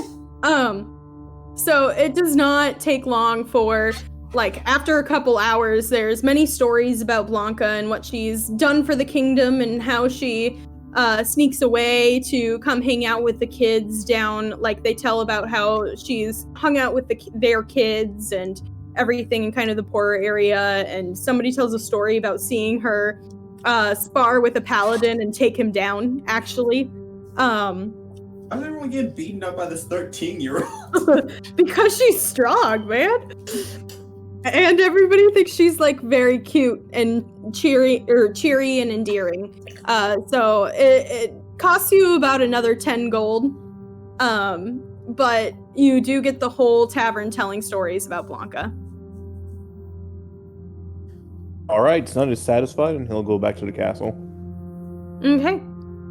Before you leave, sorry. I was trying to say Valine and leave at the same time. Did not work out well. Before you leave, Valine pulls you aside and just says, I want you to know that you've inspired a lot of people, actually. It's been part of the reason the kind of riots started over in this area, and everyone was saying that if the Dragonborn was able to have adventures, that we should too, and we should stand up for what we believe in. Yeah. Everyone's a Dragonborn in their hearts. She just kind of laughs and says, yeah. Thank you. All right, and he will pat Valine on the head and head out. You have to, like, you're still standing on the table when you pat her on the head. Yeah. She's taller than you. But then, yes, you do head out and head back towards the castle. Okay. Alrighty. Oh, and I'll pick up some donuts on the way.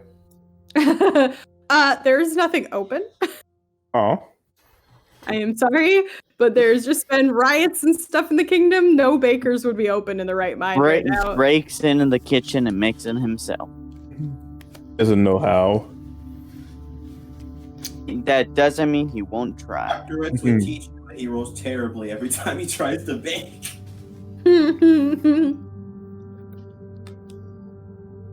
All right.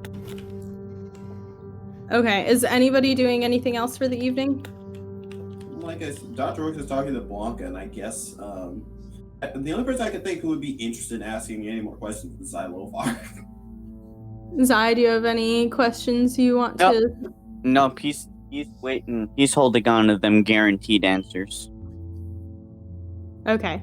So you, Dr. Rooks, and Blanca spend a nice evening. Cass, are you hanging out with them? No, by myself. With Okay. bodies. With the you're seriously sitting in the room with the bodies by yourself? Yep. Are you doing anything, or are you just chilling in there? I'm doing a lot of things. But Like what? doesn't matter right now. You could focus on. Okay. So Zai, Dr. Rooks, anything that you want to discuss? Or are you just spending the evening in each other's company with a very worn out but excited young girl? Yes. Yeah. Yes, Zai's just reminiscing about what it's like to be a father. Aww. Yeah, and that's how it happened. I was falling off the ladder. He cast a spell. He cast Featherfall on me, and he caught me. Aww. Blanca says. Yeah, I could tell that he had a glamour casted on himself to make himself seem more attractive than he was when I wasn't looking. That sounds like him. I miss him. Yeah, but weirdly enough, when I found out he was a tiefling, I think I found him more attractive because he was being himself. Aww. Okay, so you spend a lovely evening reminiscing about your husband who's passed on, spending time with your best friend and your young daughter. No, Blanca, both of them. Well, okay, but like Zai's your best okay. friend. Zai, you also reminiscing about what it's like to be a father and to have someone young nearby.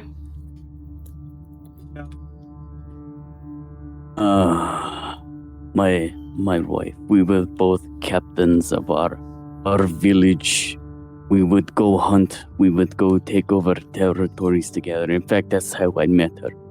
When she took the general of the other village by the throat and snapped his neck, that's when I knew that's the love of my life. Rose is looking at this in horror. Blanca's looking at it in fascination. She thinks you're so cool. Dr. Rooks says, I would be...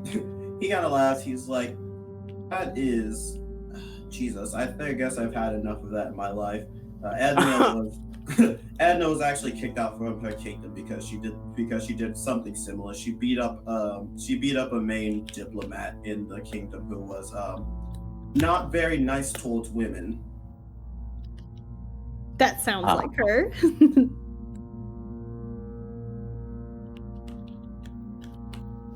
Yeah, from her, she said, and she used her bow. She used a bow and arrow to snipe him while he was walking home. Yeah, but sadly, she was caught by a god. Yeah, the only reason she wasn't killed was because they found out what he was doing. So they were kind of just like, I mean, listen, we hate to see it, but you gotta go. I hope that So then she came here. We met each other while we were both in the library, and I was reading a book that she wanted, so she took it. So I punched her in the face and took it back, and then we became friends. I hope that you can bring your dad. Oh, it'll be no problem. If worst comes to worst, she might just end up becoming a tiefling.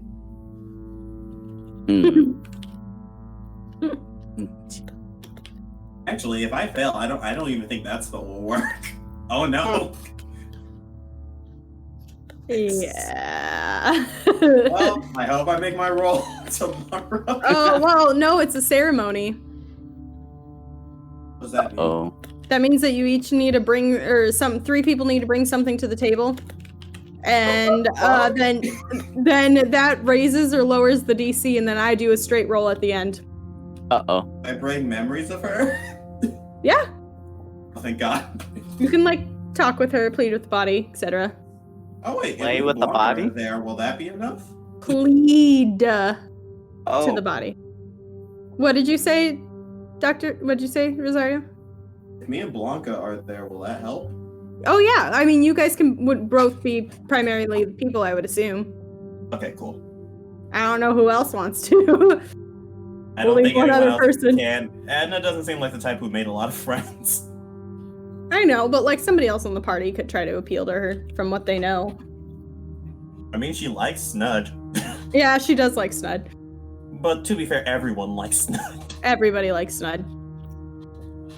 Oh. Yeah, Dr. Rooks just like looks out in the hall and towards Snud's room and said, Snud, do you want to come to a ceremony tomorrow? Yeah. Okay. And he just closes the door. Snud doesn't even Somebody know. getting married? Yeah, sure. Now I want to know who Snud thinks is getting married. Yes, that's what's Hey, happening Dr. first Rooks thing and in the morning. Oh my god! I mean, the two of them seem like the type to do it just for tax benefits. nah. No, you're not Tax wrong. benefits. That's great. Mm-hmm. Tax benefits. Anyways, that's it. Dr. Rooks Think will of the probably tax break. kiss his daughter on the head and then go into his own room. Yeah, tuck her in bed. Okay, cute. Okay. Cass, what are you doing in the room with the bodies? Just kind of staring at them, and kind of resting them and putting them in the proper places, just holding their arms together and closing their eyes. That's about it. All right. Anything else? You're keeping watch over them for the night. Are you gonna sleep at all? No. Okay. King shit. Alrighty. Snud, anything else when you get back to the castle and after hearing about a ceremony of people getting married tomorrow morning? I'm going to prepare a wedding gift. Okay, what is your wedding? Some I feel really flowers. Baskets of flour. I'll be the flower girl. Oh my god! Yes, okay. Elmin, you are officially back, yes? No. Wait. Wait, like actually? Yes. I'm Okay. back. Okay, so anything that you would like to do the evening before, Velia's heading back to the manor to fix her hair and check on her house. Are you gonna go with her? Or are you staying? Yeah. Probably go. Okay. Mama Tea Leaf is gonna stay in the castle in one of the nice rooms.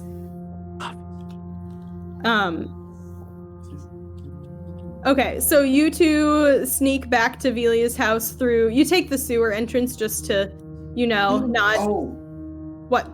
sorry, I just remembered something I wanted to do. Continue. Okay. You take the sewer entrance, making your way back to, sneaking pretty easily back to her manor. The front door is untouched, but as you walk through, you see signs of a struggle kind of in one of the back rooms, near the kitchen. And the servant's entrance, the door is completely ripped off the hinge from where the Boneclaws broke in to take Blanca. She kind of props the door back up and shoves it back in, trying to fix it a little bit enough to, last the night, and blocks the door, barricades it with some of the furniture just to make sure nobody will break in.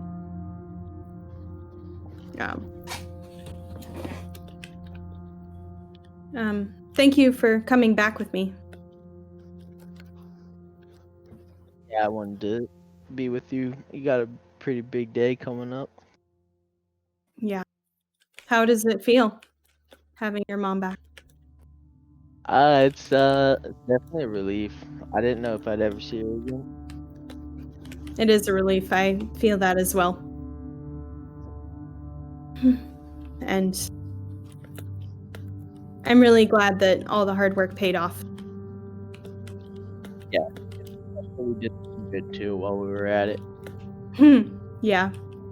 And I mean, it makes sense that she was chasing my mother. So, thank you. She like walks up to her room. As you guys are kind of talking, and sits down at her vanity and begins to like start putting different chemicals and stuff in her hair to strip the color from it and the brown from it back to her original hair color. As you guys kind of chat. This is not a position I thought I would ever be in. Yeah, I'm sure being queen was never like a forethought of your mind. Although it's probably a good thing to, all my training has set me up for this correctly, I suppose. Especially with our desire and the mask's desire to free kingdoms from tyranny.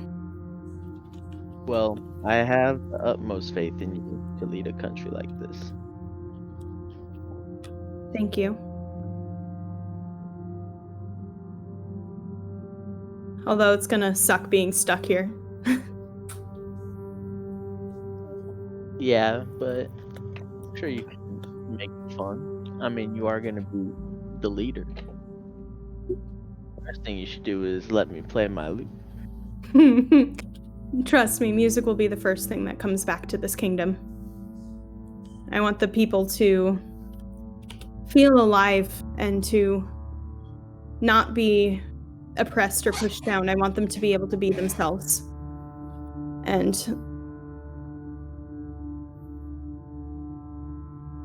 it means a lot to me that you were here throughout this. Well, I think you have fine and attainable goals for this country, and I'll do whatever I can to help. Thank you.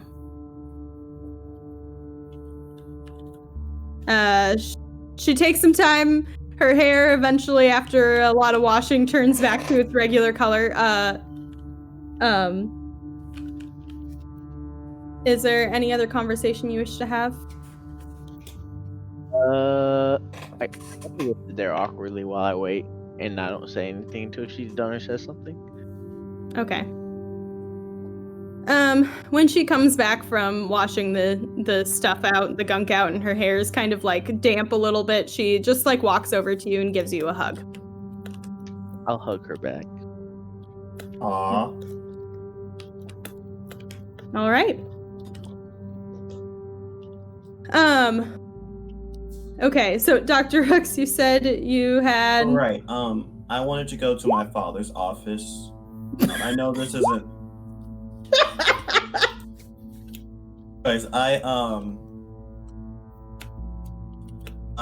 wanted to go to my father's office. I know this isn't our, I guess, child. I don't think this is where we lived, right? No. I would like to go to where we lived really quick. Okay, so pretty much what happened was when you became an adult, you guys had a house in the church sector of the kingdom, and when you became an adult, he moved into the Archbishop's quarters in the castle, when you, like, moved out. And so your childhood home is currently empty. It's kind of like a house for the Archbishop. And then his quarters are in the church. That's what Blanca and Edna were kind of in. I would go to the quarters then. I'm sorry. Okay.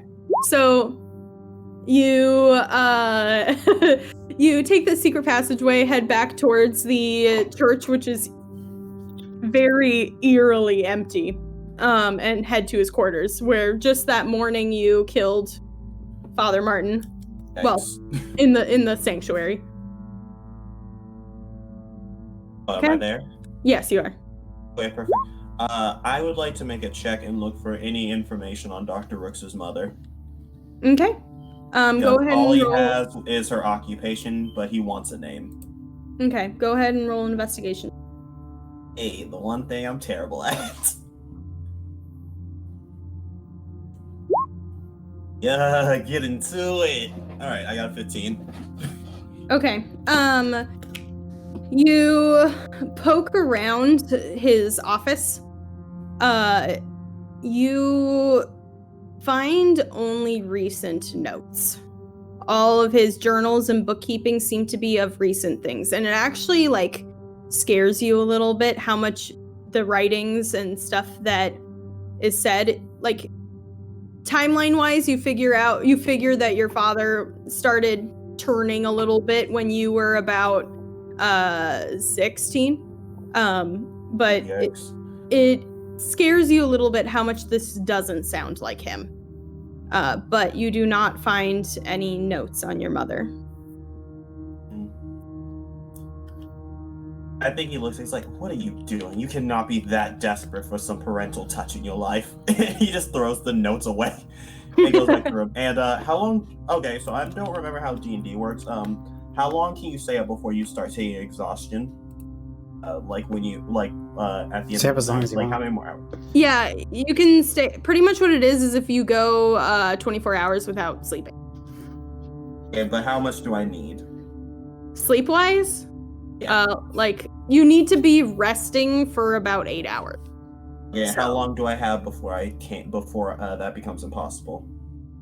With the stuff that's happening in the morning, I would say at this point it's probably like 10 o'clock, so you have like another couple hours. Like 2 hours. Yeah, he's gonna spend 2 hours reading the stupid tome. Okay. So you're starting it now? Okay, you got 6 days. Oh, it's 6 days from whenever I start reading. From whenever you start reading it. Do you want to start now? Okay. Now that Okay, you know. No, I'm gonna start tomorrow then. Okay, you're gonna start after some of the shenanigans are taken care of and you actually have time to settle down. Yeah. All right. Okay. So, you make your way back to the castle and find your evening's rest. All of you rise just a little bit before dawn. To Velia and Elmin returning to the castle. Velia with her hair back to its normal color. Wow, the two of you have a glow to you.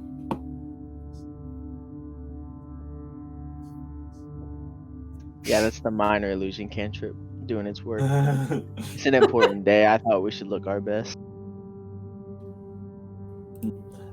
Dr. Rooks, before even breakfast, he's going to those bodies, kicking the door open. Mom, holy fuck. Okay, so are you doing the resurrection ritual for Edna right now? Yes, he knocks on the door to let Cass know that the three of them are there. Okay. Cass, you did not sleep, so you are taking a point of exhaustion, correct? Yep. Alrighty. Wait, is Edna's body with us? I thought it was the queen and the Yeah. king. Okay. It's all, I would assume, no. She said she wanted the queen to be dead, so I'm assuming we just left her in her room, and we're gonna do something about that in the morning. It's Edna and his dad. So is he resurrecting his dad, or is he just doing speak with dead? He's doing speak with dead on his dad, but first he's going to resurrect Edna. Okay, so who is all going to be present for this resurrection ritual? The three of me go. Oh yeah, Zai can come too if he wants. Are you inviting Snud? Yeah, he's inviting Snud and Blanca, two people who he knows for certain that she likes. Okay. And he will say that Velia has permission to come as well. Okay.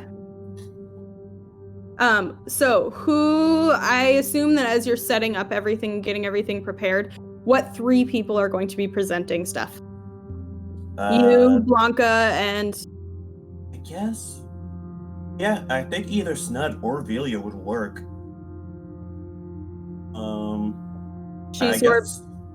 I guess Snud.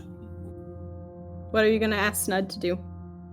Or you gotta explain to him a little bit. Snud is just standing there with a basket of Snud, flowers, wondering what's going on. Snud, when I ask you to talk, could you just tell her story? Okay. He holds a thumbs up. What kind of story? I know lots of stories. I want you to tell her what you think of her story. And he tells Snud the story of Edna and how she got kicked out because she killed a very bad man who mistreated people. He goes, this is the first time Dr. Rooks seems genuinely impressed by something she's done. They're normally ragging on each other, but he goes into like great detail talking about her, how badass she was, how she managed to snipe this asshole for 60 no scope. Okay. Yeah, just tell her your opinions of her based off of that. I know you enjoy stories. Yeah. Alrighty, okay. So you begin this ritual. You take some time to set out the proper items, put the diamonds on her chest. I forget how much it's worth. You're gonna have to check the spell for me. We're just gonna click on that real quick. It cost, it's raised dead, 500 GP, so that's nothing. Alrighty. You take some time to set it up, light candles around the room, set her in the center, and begin the resurrection ritual. Who would like to go first? 4500. Dr. Rooks asks Snud to go first. Alright, Snud, go ahead. Okay. Dr. Rooks told me about your story. I thought you were really super awesomely brave to stand up for your principles, and that you kicked so much ass, and I would very much like to challenge you to a fight and learn so much from you and see who's the best fighter and the best person in the whole wide world. That is adorable. Alright, will you make a persuasion check for me, please? I can. Oh, it's persuasion? Oh no. It depends based on what Yeah. happened. Oh, not performance, Snud. It's persuasion. Yeah, well, it's the same modifier, but a 9. Oh. Yikes. I guess I'll take the first one. It was the same modifier. So 13. Okay. Alright. Maybe I should have revivified her than Pearl of Power at the other one. Nothing, go ahead. You didn't really have time to revivify her. Yeah, that's fair, I know. Okay. Alrighty. Who would you have go next, Dr. Rooks? Dr. Rooks will go next. Okay. Edna, know that the afterlife is suiting you well. It's much less stressful, but I need my favorite asshole back here. And that's what he's going to say to persuade her. He just says, I love you, or whatever. It's very clear that he does love her, but he doesn't, it's very clear Dr. Rooks isn't good with emotions. Alright. Can I have you make a persuasion check, please? Yay. Yeah. Oh, wait. I forgot. I chose persuasion over investigation for my skills I'm proficient in. Oh, thank God. Okay, 21. Alright. Okay. Blanca steps forward and kind of puts a hand on the shoulder of the mangled body of Edna.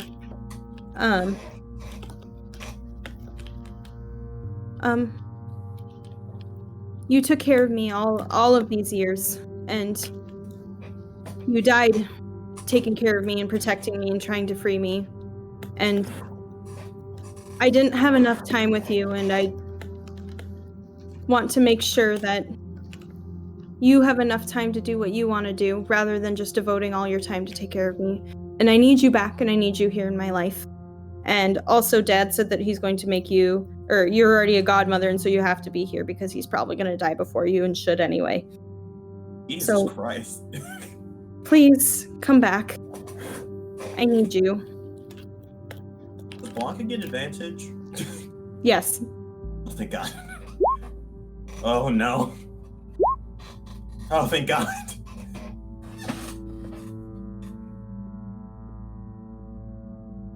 So what happens now? You make a roll? Yep. Which I am doing so right now. Which dice? Oh yeah, I forgot. Our success is to lower the DC, right? Yeah. And failure Oh. increases the DC. Yeah. Okay.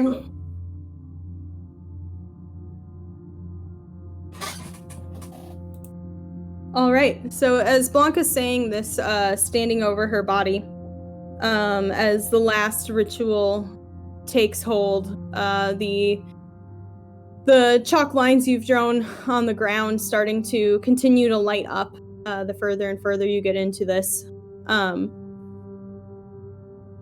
It begins to swirl in the familiar magic of ebony. And you begin to see her body start to knit back together. And she begins to breathe.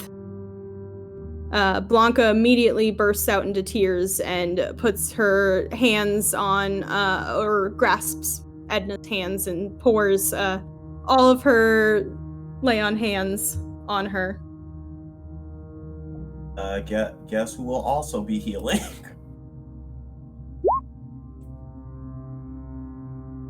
All right. Oh wait, sorry, I meant to cast that at the 4th level. Sorry, let me re-roll that. Oh yeah, because you used your 5th level spell. I'm casting it as a 4th level. I actually have 2, but I might be raising my father, or at least just having him be reborn as something else.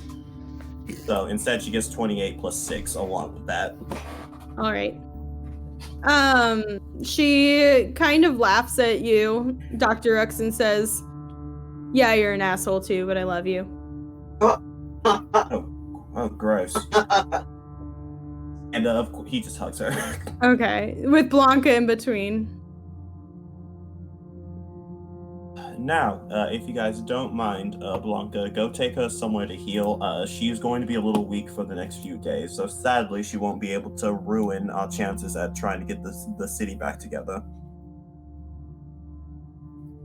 I believe she has -4 to a lot of checks right now. Yeah, she does. Yeah, okay.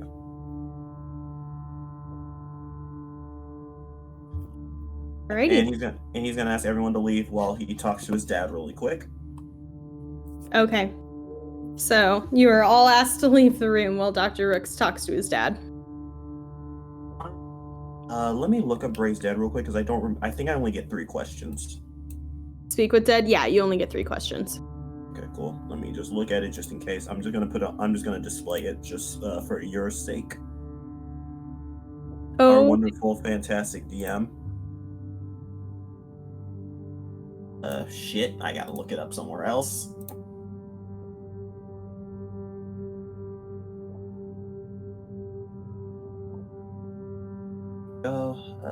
Here we go.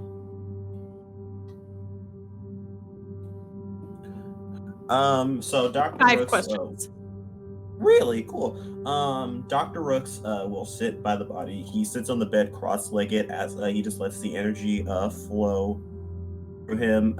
He takes the burning incense from the spell he just done and makes it flow around him. And he opens his eyes and he is in what looks to be a white astral space with his father sitting in front of him. I like to think rather than it's going to the body because of what ebony represents, and instead of talking to the body and like desecrating it in that way, I think he would probably just talk to the spirit itself. I'm okay with this for the sake of this. For And for flavoring what it. Ebony stands for, yeah. Yeah, for flavoring it, I'd like to think that it's more conscience than it actually is, but it still has like the same intelligence as like the undead thing. I think he can probably just better question it because it's a person he knows. Well, I won't say that, but he can it probably can actually show emotion, etc. All right. And he just says, "Hello, Father." He just kind of nods at you. He says, "What took over you?" I don't know, but it came through Sears himself.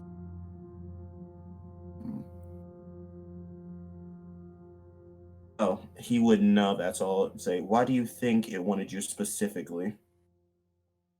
Because I was in a position of power and he could control the kingdom through me.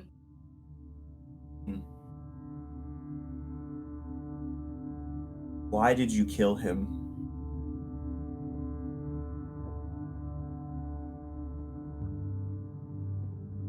Because the one inside of me took delight in your pain. That's about right. That's 3, right? Mm-hmm. Okay, cool. He asked, he says, do you think it's safe for me to bring you back?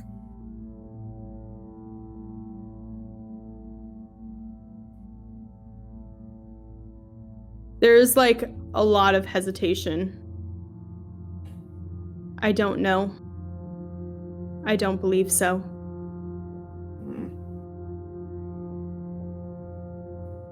And for the last question, he'll just ask, so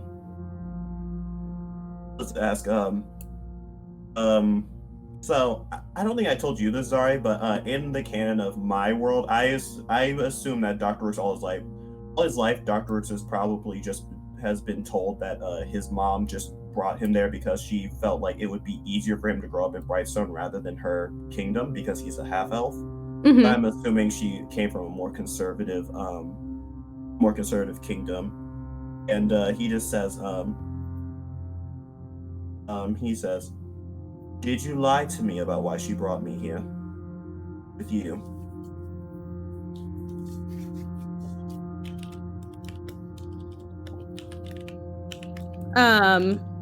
Hold on, I'm just reading the spell. Sure.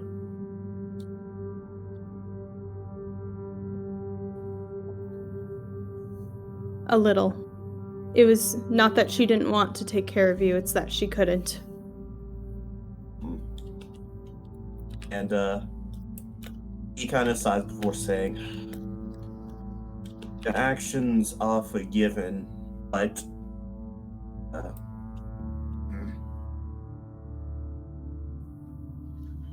actions are forgiven, but you should have been stronger. It will always be my greatest regret. Like, I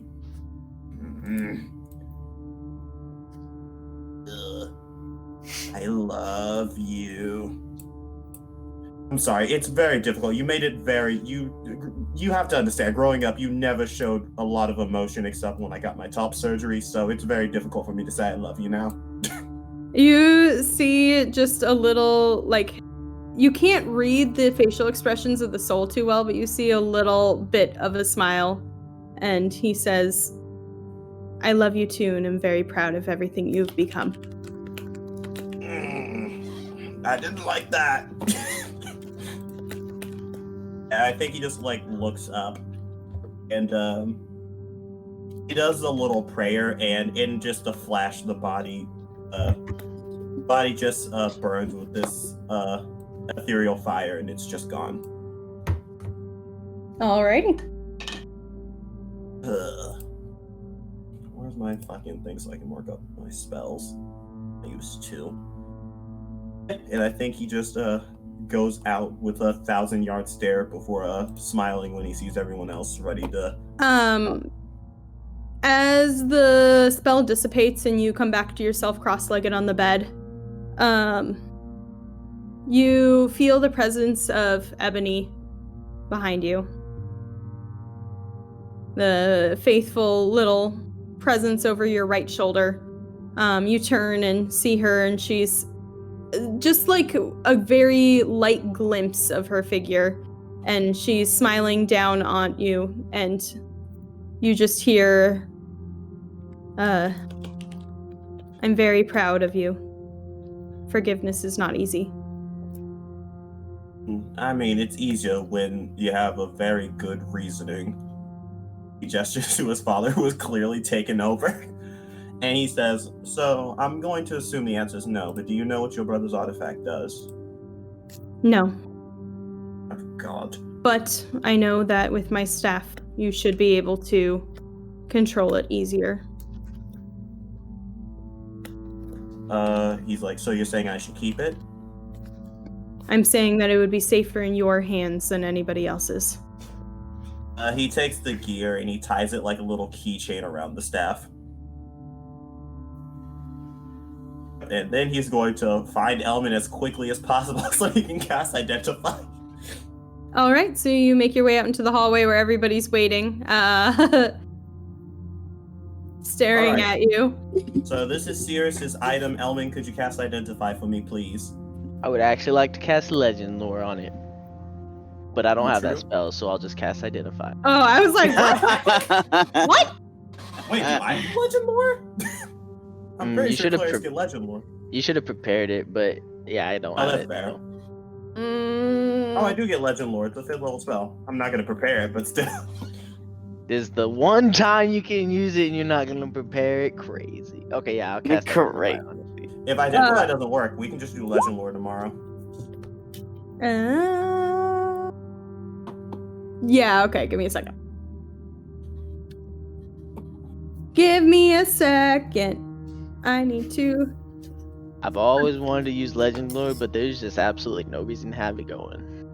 Not Oh as my a bard. god, you got it by 2, Zar? Yeah. And now the DC's gone up by 1. Ooh. Oh, is that what I identify? As in, oh, do you want me to read this out loud, Zari? No, that's what Elmin gets, not you. Yeah. Okay. Yeah. It does nothing, Rooks. This thing's fucking, it's a placebo, Rooks. That'd be hilarious if we told Rooks. You know what? I'm gonna. You're gonna what? You cut out. This is. Cut again. I'm gonna make Rooks a little sheet that says everything this thing does. Oh. Thanks for just copy and pasting the link again. You could have just, you know. Oh, yikes, you have to attune to this. Here's the thing. If you read the last thing, it says that. Hold on, where does it say? Oh no, I didn't put it in here. I need to fix this. I'm so sorry. But pretty much, since you have the key, remember, Metis's notes said that Oh each yeah, one is pair the of key, God. one is something. Yeah. One is the key, one is the artifact. Since you have the key, you can affix it to the key, and it can be attuned as one item. It does say that. Oh, It's cool. the very last item. Oh, if Oh, we the- united the with very the last I just one. didn't read it. I Of just the didn't read it balanced because God. I'm a spaz. And the wielder can attune to both items as if they're one. Okay, thank you. See, I'm a genius. I already had it. It's fine. Just an Okay, let me illiterate add the genius. wheel of this. Just not. Excuse you? Want to say that again? I didn't hear it. It's just an illiterate genius. You know what? I'm very literate. Oh, thank can you. I add it? Yeah, you should be able to. Wait, Zara, you say you're literate? Name every language. Name every word in the English language. Damn, my. that's tough. That's tough. I use words you guys don't know all the time, so shut. Okay, so Oh. it says I can't attune, so I'm just gonna unattune to the staff of ebony because I can just click on it. Okay, yeah, that's fine. So, hopefully I built it correctly so it should be able to do all the things automatically, and if not, I will fudge with it next week. And make sure it increases your armor class and wisdoms. Oh no, yeah. It did? Yes! Yeah, I have a 23 with armor thing now. Jesus fucking Christ. Did you say Jesus to your own item? I know, but it's just ridiculous. Alrighty. Okay, so what are you guys doing? We have a celebrate. We have a town hall to get to, right? No, it's in the front entrance of the castle. Oh, okay. We have a front entrance thing to. Oh, I don't fucking know. Anyways.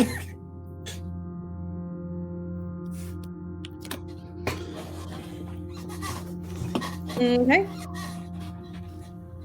Oh. Sorry, that was just a text bomb.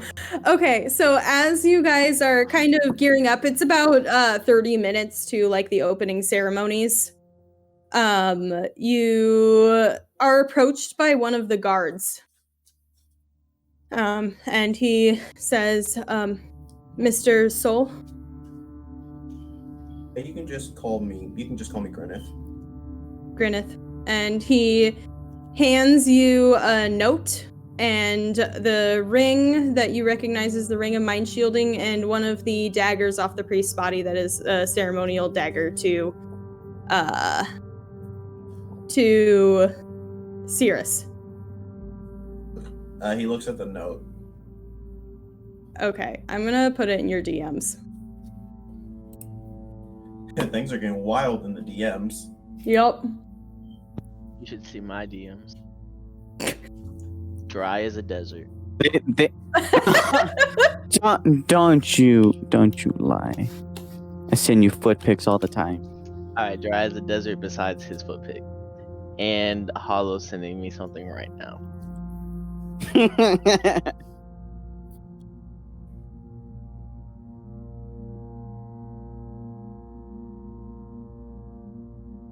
So we'll give him a second.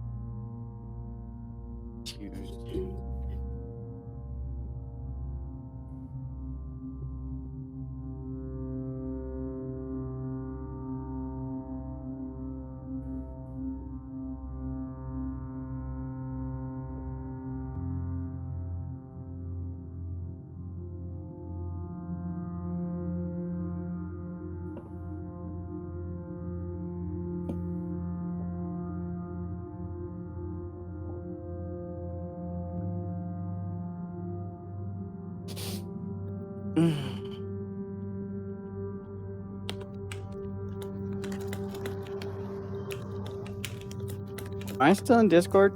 Yeah, you are. Oh Jesus We're- fuck! No one was we're- saying Pause nothing. I was for like, dramatic effect, Joey. don't do that. I freak out, man.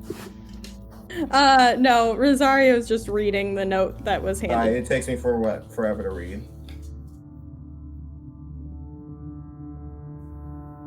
Could have, said something. Just be like, hey, while he's doing this.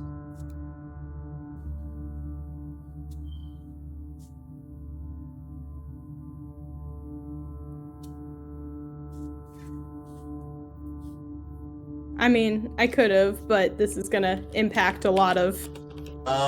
Does this note have a signature on it? Yeah, it does. Okay, you send it to me because thank you.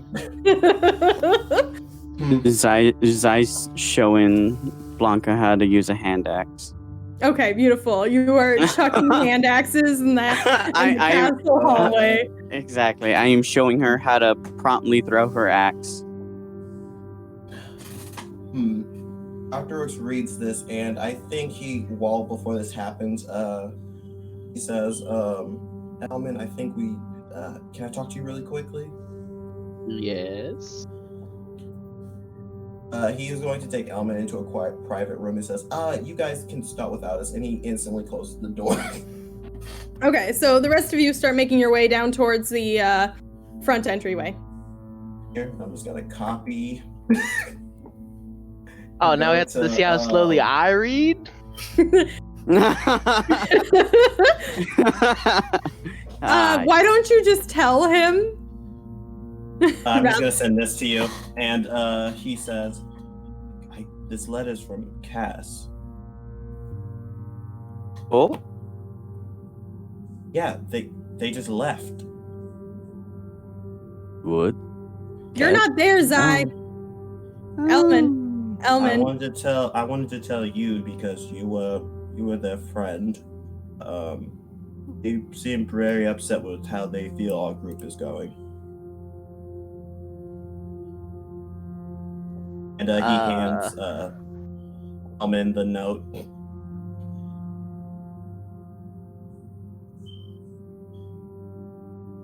I'm a little surprised by this. I thought he was an assassin.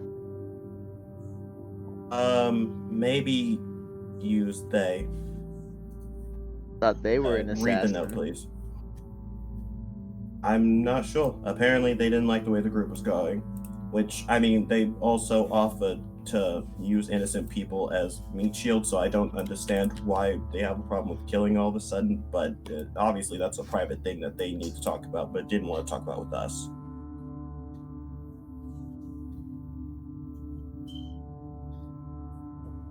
No, I'm also gonna not be sure. honest. I'm Yeah. gonna be honest.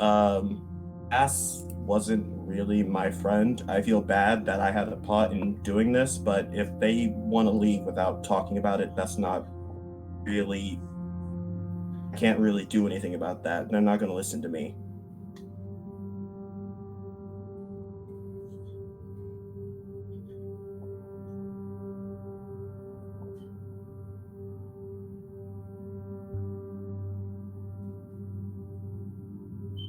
Yeah, I mean, they're probably long gone now. I don't know what Yeah, we could do. Sorry. I'm sorry. I know that they were friends with you, but it seems like they I don't know. If one of my friends left without saying anything, I'd be pretty upset, especially if I did something to make them feel like they had to leave. Yeah, I mean, I don't really understand. I don't know what lies he thought the mask told him. I can't think of it. I can't think of anything that they were told. I mean, I know I'm a I'm compulsive not liar. sure. I don't. Yeah, I meant to say that you guys lie a lot for no reason. It's very unnecessary sometimes. Some people are they have a hard time telling the truth. No, it's fair, but you do it like just randomly for no reason sometimes. Well, it's the long con, you know. If people know you're always lying, they can never really tell, right? I think it's just a persona you build up. But I mean, I'm sure maybe I'll see him again someday. It's okay. I mean, I'm not sure. If it makes you feel better, I do feel bad about what I said about that creature in the forest. I've learned now that things aren't really as black and white. Maybe she would have learned how to be a good person. I just didn't want someone to go through the trouble of thinking that they're good for something as maybe their nature to hop out and maybe she killed someone. I think making her live a lie would have been more unfair than just doing the other option. But I also understand now that I should probably have more faith in people. For Shorty's brain, is this a hag, right? Yes, this was the hag. It took me a minute too. Don't worry. I was like, "What the?" I was fuck? just making sure because I was like, I don't remember this, but okay. Well, yeah, I am. Literally almost a year ago, so. I agree, Rooks. I mean, better to take care of a potential probably problem before it happens. I don't know. If Cass felt bad about what was going on and wants to find themselves, they obviously have all the right to do that. I don't know. I just wanted to tell you because you were their friend. That's okay. I'm sure Cass will be okay, so I'm not worried about them. And if I ever see them again, I'll be happy. But if not, we'll probably live our lives and be happy ourselves. So I'll be okay. Okay. Yeah. Hey. Never mind. I was gonna say something, but that wouldn't make sense. I'm not gonna do that. Never mind. Yep. It's fine. I'm sure that they'll be fine. Yeah, I think they will. And we have more important things to deal with right now than them going to see their family or whoever. They'll be okay.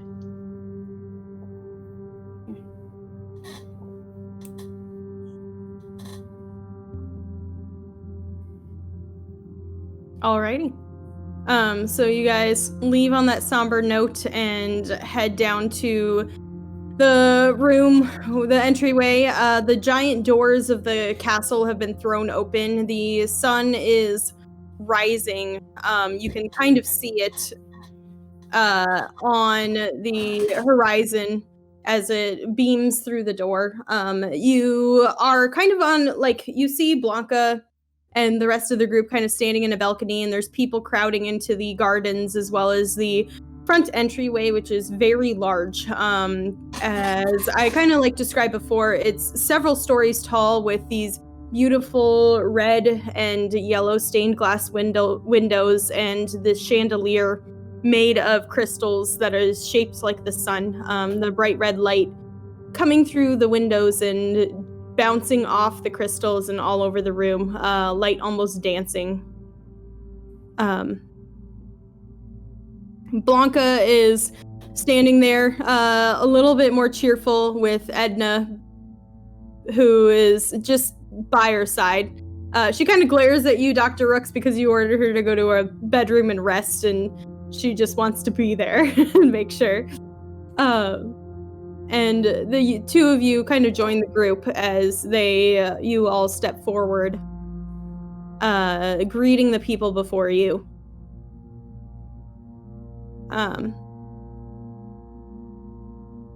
Blanca kind of looks to you and reaches out her hand.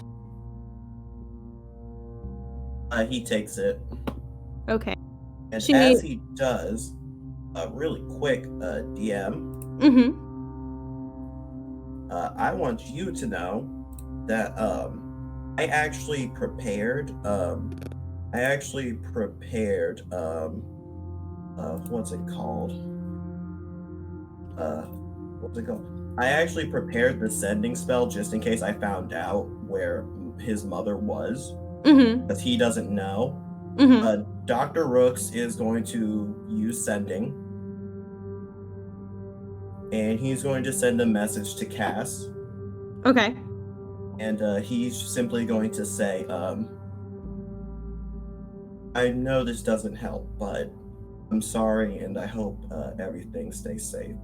And if we ever see each other, I hope we can have a conversation about it so that I can apologize properly. That's about 25 words. That's it. Okay. Cass, you have an option to reply back. Oh, okay. You send that, waiting for a response. Oh, he's not. He knows Cass isn't going to respond. Okay. But you get none. Yes, as you suspect. All right.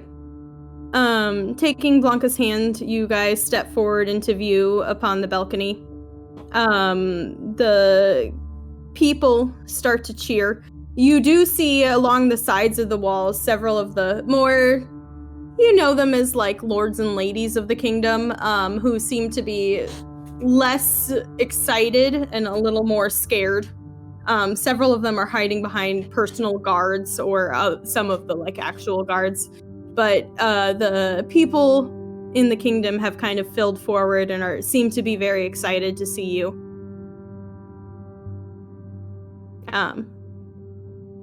Blanca kind of looks up at you, not quite sure what she should do.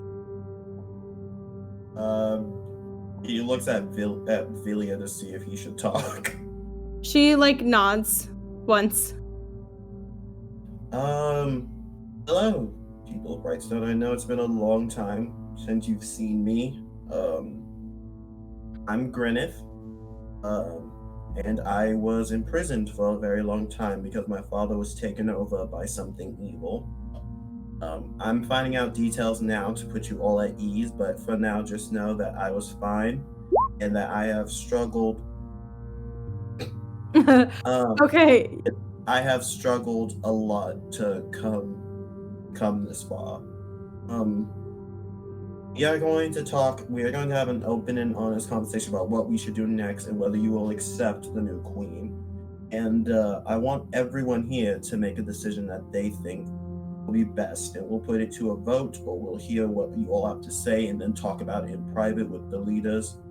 Or maybe we'll read through the pylons of letters you might send. This is very new to me. I'm actually a cleric by trade. But I think we should start with an open and honest conversation about what we think would be the best way to go about this, and then we want to hear what others have to say. And he said, so I think it would be best for Blanca and then Vilya to talk. Okay. For the sake of this, will you make a performance check? And you do have inspiration because Elmin whispered "Go Rooks" to you. Performance, yikes. Ugh, I have a +1. So what do I add to it? D10. Yeah. Okay, I'm gonna roll the D10 first. Very Yikes, nice. Yay. Alright, so Let's now roll let's one. Oof, that's an 18. All right. Blanca steps forward. Kind of looking a little nervous. But she says, hearing her Uncle Elmin whisper "Go Blanca" to her, she kind of perks up a little bit and says, you all know that I really care for this kingdom and I want what's best for it, and I promise that everything that my father has said is true, and know that I'm really glad to have him back and be reunited with him. That being said, I'm also very glad to have met the Queen Apparent, and know that as she kind of like puffs up her chest a little bit, as someone who doesn't want to be the Archbishop, as someone who wants to be a paladin of Brightstone to protect it and take care of it and take care of you, the people, know that I am pledging my loyalty to Vilya Clara Lapis, the true heir of Brightstone. All right, and I'm finding her character sheet. She's rolling persuasion because she's really trying to persuade these people. With a D10. All right, so that's a 28. She gets down on one knee and kind of gestures for Vilya, who pulls back her hood and walks forward with her red hair. I'm waiting for Elmin to finish typing. What? Wait, really? I said it didn't. Elmin wants to be king. Well, Wait, you're gonna. I had a gift ready for this. Okay, so as she begins to walk forward, Elmin grabs her by the hand and pulls her back in and kisses her. Dr. Roche is like, oh, that's sweet. All right. Pulls her back in and kisses her. She looks a little flustered. She was not prepared for that. But she very easily shakes it off and walks forward, and kind of pats Vilya on the head and pulls her up from her hand. And she looks out to the people and says, I came here looking to help the city of Brightstone, not knowing that it was where I was from. As one who wants what's best for the entirety of the people, and she kind of stares down some of the other people, not just those who are in charge. I want to make sure that everyone's voices are heard, and that this is a place where people can be safe. I'm not asking to be your queen, but as the one who has the true heritage, I would love to be able to help and lead you, whether that is just assisting in the rebuilding of Brightstone, or if you choose to elect me to the throne. But this is a choice, and over the next couple of weeks after the celebration of Cirrus, we can begin discussion. And rebuilding kingdoms like this takes time, so be patient. We're going to mess up, we're going to make mistakes. But as long as everyone is looking out for the good of all people, I believe that this is a new dawn and a new age for the kingdom of Brightstone. Alrighty. Oh wait, that's Blanca. Shit. I mean, we'll take a 25. That's fine. Yeah, we will take a 25. That's fine. We're close. Jesus Christ. Okay. Immediately the people begin erupting in applause. It seems that Velia's words have reached them along with the support from their favorite person ever, favorite little paladin. I mean, until they meet Snud. And it's a moment of pride and peace, knowing that what you've done for this kingdom and freeing it from the apparent evil and tyranny that you didn't even know existed until you got involved. And seeing that someone who wants to help and lead the people and rebuild is now hopefully in charge, depending on what the people vote. And I think that that is where we are going to end tonight's session. Yay. So when we return in 2 weeks, we will return with a bit of a fast forward through time. I'll work with each of you as to what you want to do during a time skip, as well as how long of a time skip we need. Because I know several people want to be involved in the rebuilding of Brightstone, and others might want to go adventure on their lonesomes for a little bit. And then we will see what reconvenes. Maybe go over some of the highlights of those moments at the beginning of next session and carry on from there. Yeah. So you guys freed a kingdom. And with that, you all leveled up. Yeah. Awesome. We're level Level up. 13. We're level 13. Level I thought we were 13. just 12. Oh my gosh, guys. Well, yeah, get This into joke. it. This joke. What do I Alrighty. get? More spells, boys? More spells. You get the wish spell. Right. I want you guys to know I Dr. can Rooks feels attack like a... 3. What? I can attack ahead. 3 times. Yeah. At level I want you 11? guys to- At level 11, I can attack Holy 3 shit. times.